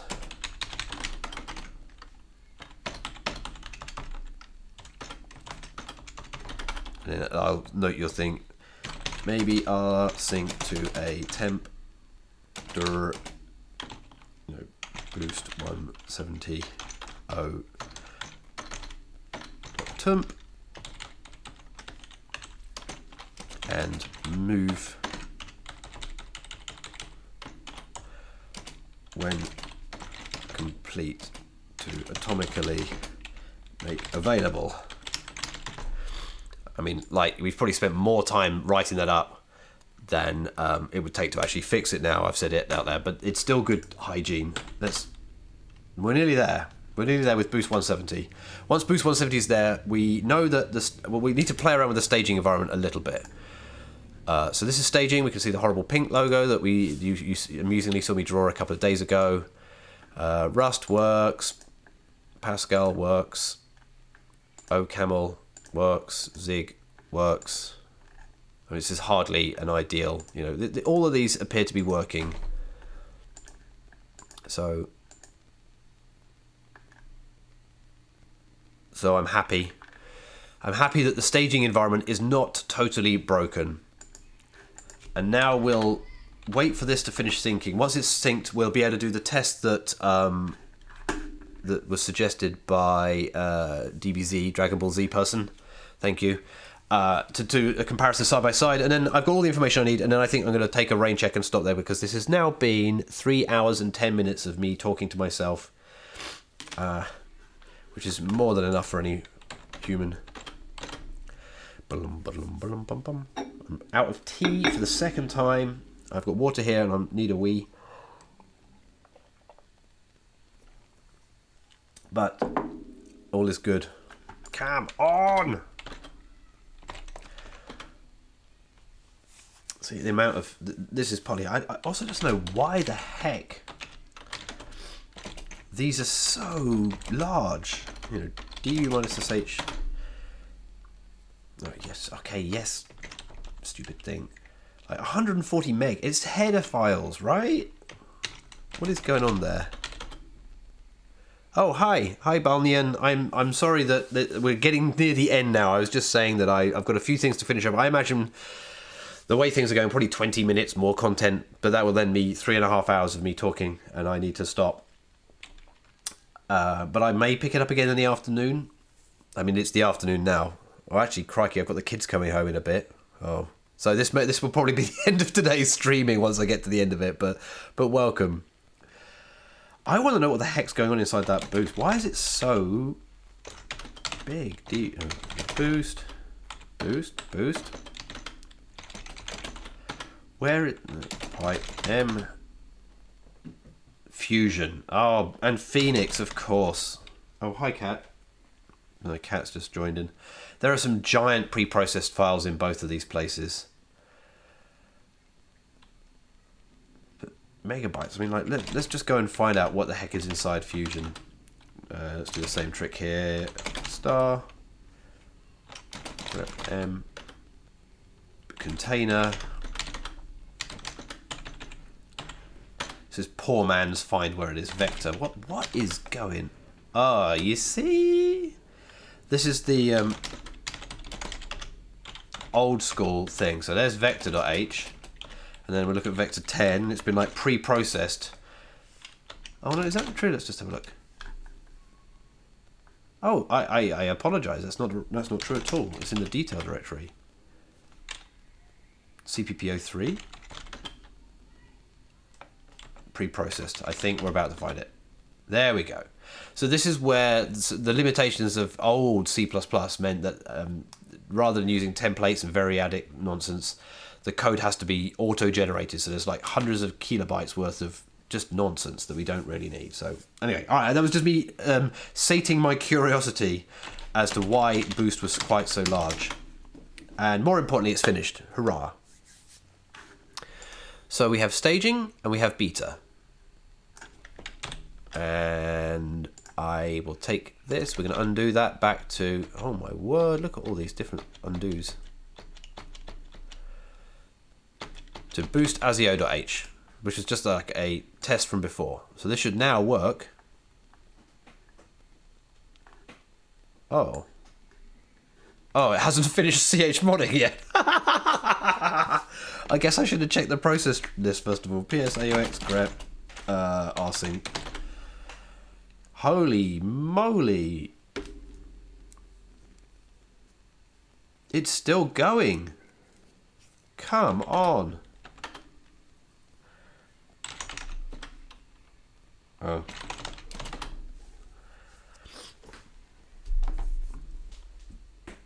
And it's not very efficient either. Did it just finish? No. Thank you, James. Yeah, it's. I'm glad that people are using it for a variety of reasons, but your use case sounds very much like the one that caused me to create the site in the first place, which is like, what the heck is the compiler doing with my code here? It seems better than it should be, or it seems worse than it should be. Ah!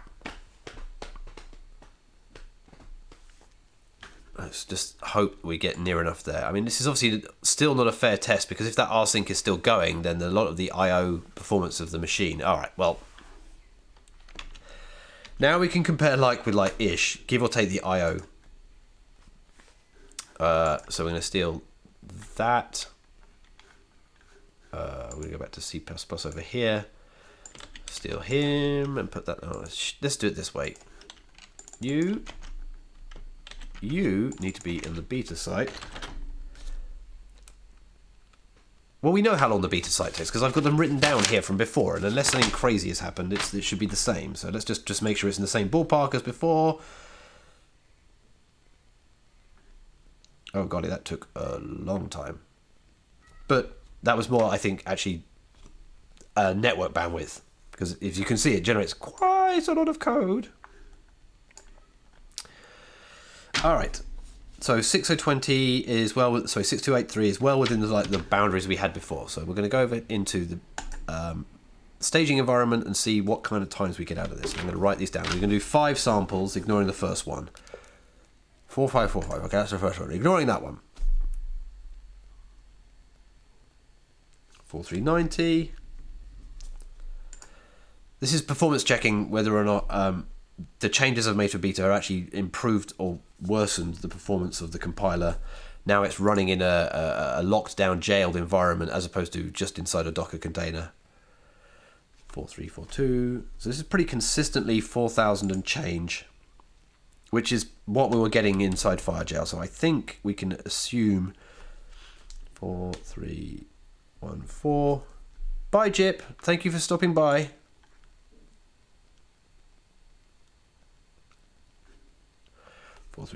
So surprisingly, it's actually looks about, I've got 4342, 43, 43, 43, just looking at the first 2 digits here in staging.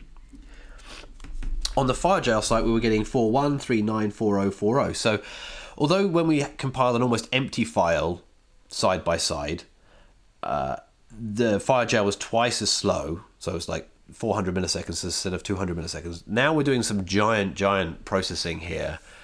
It seems to be a little faster. Now I wonder if that's just noise or systemic, but certainly it's within the same ballpark. So I feel confident in in ticking this off, which is like we haven't done any harm. And we've done stage and test as well. So staging is here, just make sure binary works. We won't get anything interesting out of this, we'll just get an empty main. Compilation failed. Oh, well, there you go. Why is that? Undefined. All right, no, that's perfect. All right, I'm quite happy with that. There we are. An empty main. Let's just make sure we can actually do it. Yeah, everything looks like it's working just peachily on the staging environment. Okay, so I am going to make sure that we leave everything in a good situation for tomorrow to turn on executing of user code, which is pretty scary because I don't want to do that and then disappear for a few hours. I might do it later. I might tinker with it, but it'd be fun to do it as a live reveal. So yeah, optimize. I don't know. I mean, the difference here is that we're running under Firejail instead of running under Docker. Maybe Docker has some more file system filtering stuff. My understanding is largely they do the same thing, except that Firejail, if anything, installs more AppSec kernel hooks to prevent certain kernel operations from taking effect. So we'll see. Anyway, make sure that the image on the remote machine is up to date, and I'm going to do CE environment stop. So we're going to stop the staging environment because I don't need to run up my bill any more than it already is. Let's just see. We should have 6 instances, I think, running right now.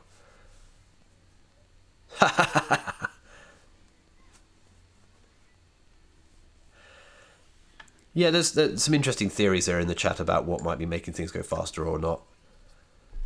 Okay, prod. That's terminated because of that was a load from earlier. Similarly, this one here. I mean, staging is still running apparently. Hopefully, it should be shutting down soon. The beta site I'm going to leave up because if you are interested in trying to either crash it or make it run out of resources or do anything nasty, please go hit it. It's at godbolt.org/beta.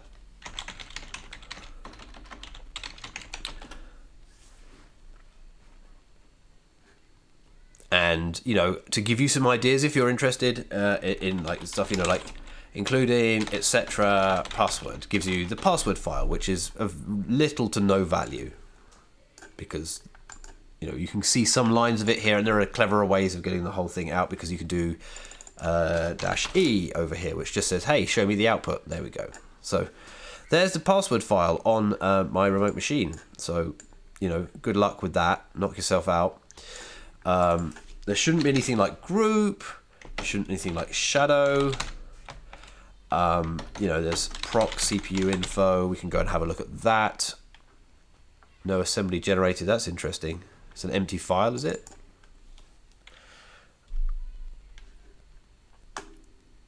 Yes, thank you, B5 for that. Yeah, I'm glad that we were able to do a bit of testing that was suggested. So thanks to those. Cat proc CPU info. I'm interested why that's not appearing over here. I wonder why that's empty.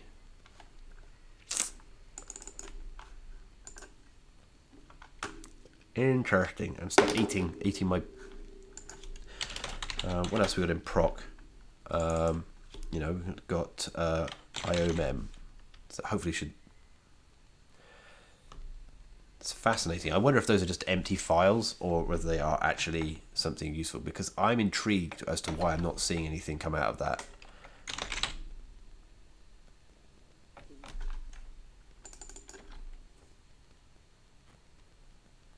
It's like either the file is just empty or... oh wait, yeah, I think I do mount something funny there. But what about sys? What do we got in sys? Hey sys. No such file or directory. Alright, sys.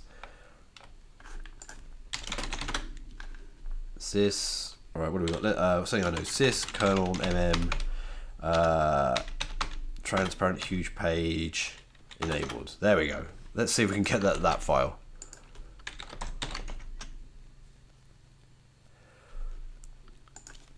Well, there's an interesting set of things that you could get access to. Warning, it's shorter than expected. That's because those aren't real files, and the compiler is trying to treat them as real files. Isn't that funny? Yeah, dev0, dev random. That's a good point. You know, dev0. It's going to hopefully blow up the compiler. Exceeded, out of memory, allocating some amount. Okay, well that's interesting. Hopefully that does not cause any untoward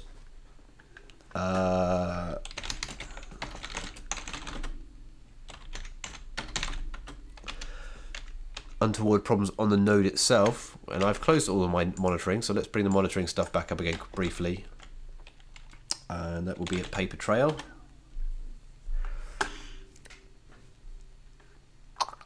And we will want to get beta in there. So warn timeouts and things. Yeah, I mean that's an interesting. Show me the. Let's make sure we're actually seeing what I think we're seeing here. Refresh.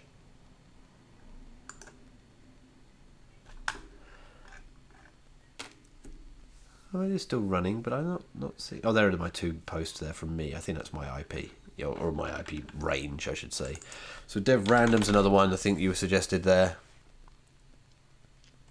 Yeah, again, it's kind of an infinite amount of junk. urandom would probably block for a while, but then we would eventually get process killed. Let's try it. I've lost YouTube. Where are you? There you are. Okay. Yeah, processing time exceeded because there's not enough random noise on the system. So there are some dev things in there that are maybe interesting. I can't imagine there's much that you could do with it, but who knows? Oh, it did eventually rerun, and there was more entropy available apparently, and it was able to complete and run out of RAM. So none of those things are particularly worrying to me. Obviously, some U limits would be sensible, I think. But anyway, I've run out of steam now. Officially out of steam. Need to have a break. Need to get back to this tomorrow. But this has been extremely valuable. We've done so much here. I've ticked off tons of things off of the list here. We looked into the SSM agent, which I've now got rid of. I still need to remove Docker. I'll do that offline. We fixed the /healthy check. We made sure the logging worked okay. We found and fixed a bunch of problems in binary mode when it's being jailed. We looked into the latency. We took a brief interlude into what the output of LLVM MCA is all about, which was kind of fun and cool. We also made sure that everything that we've done in the last 4 or 5 days is able to be staged to the environment. So thank you everybody for watching. This has been an epic 3.5 hour stream. I hope to do one again tomorrow, but my life is starting to get back to normal. My wife's been away the last couple of days, which has given me like a whole day during the daytime to do this. So it'll only be if she's out. She's unwilling to become a bystander as she comes past the back of me, so you can imagine. But thank you everybody. I hope you'll join me again another time, and we'll keep on keeping on, and soon be able to run user code on Compiler Explorer, which will be super exciting and not a little bit scary. So thank you all. Take care. See you next time.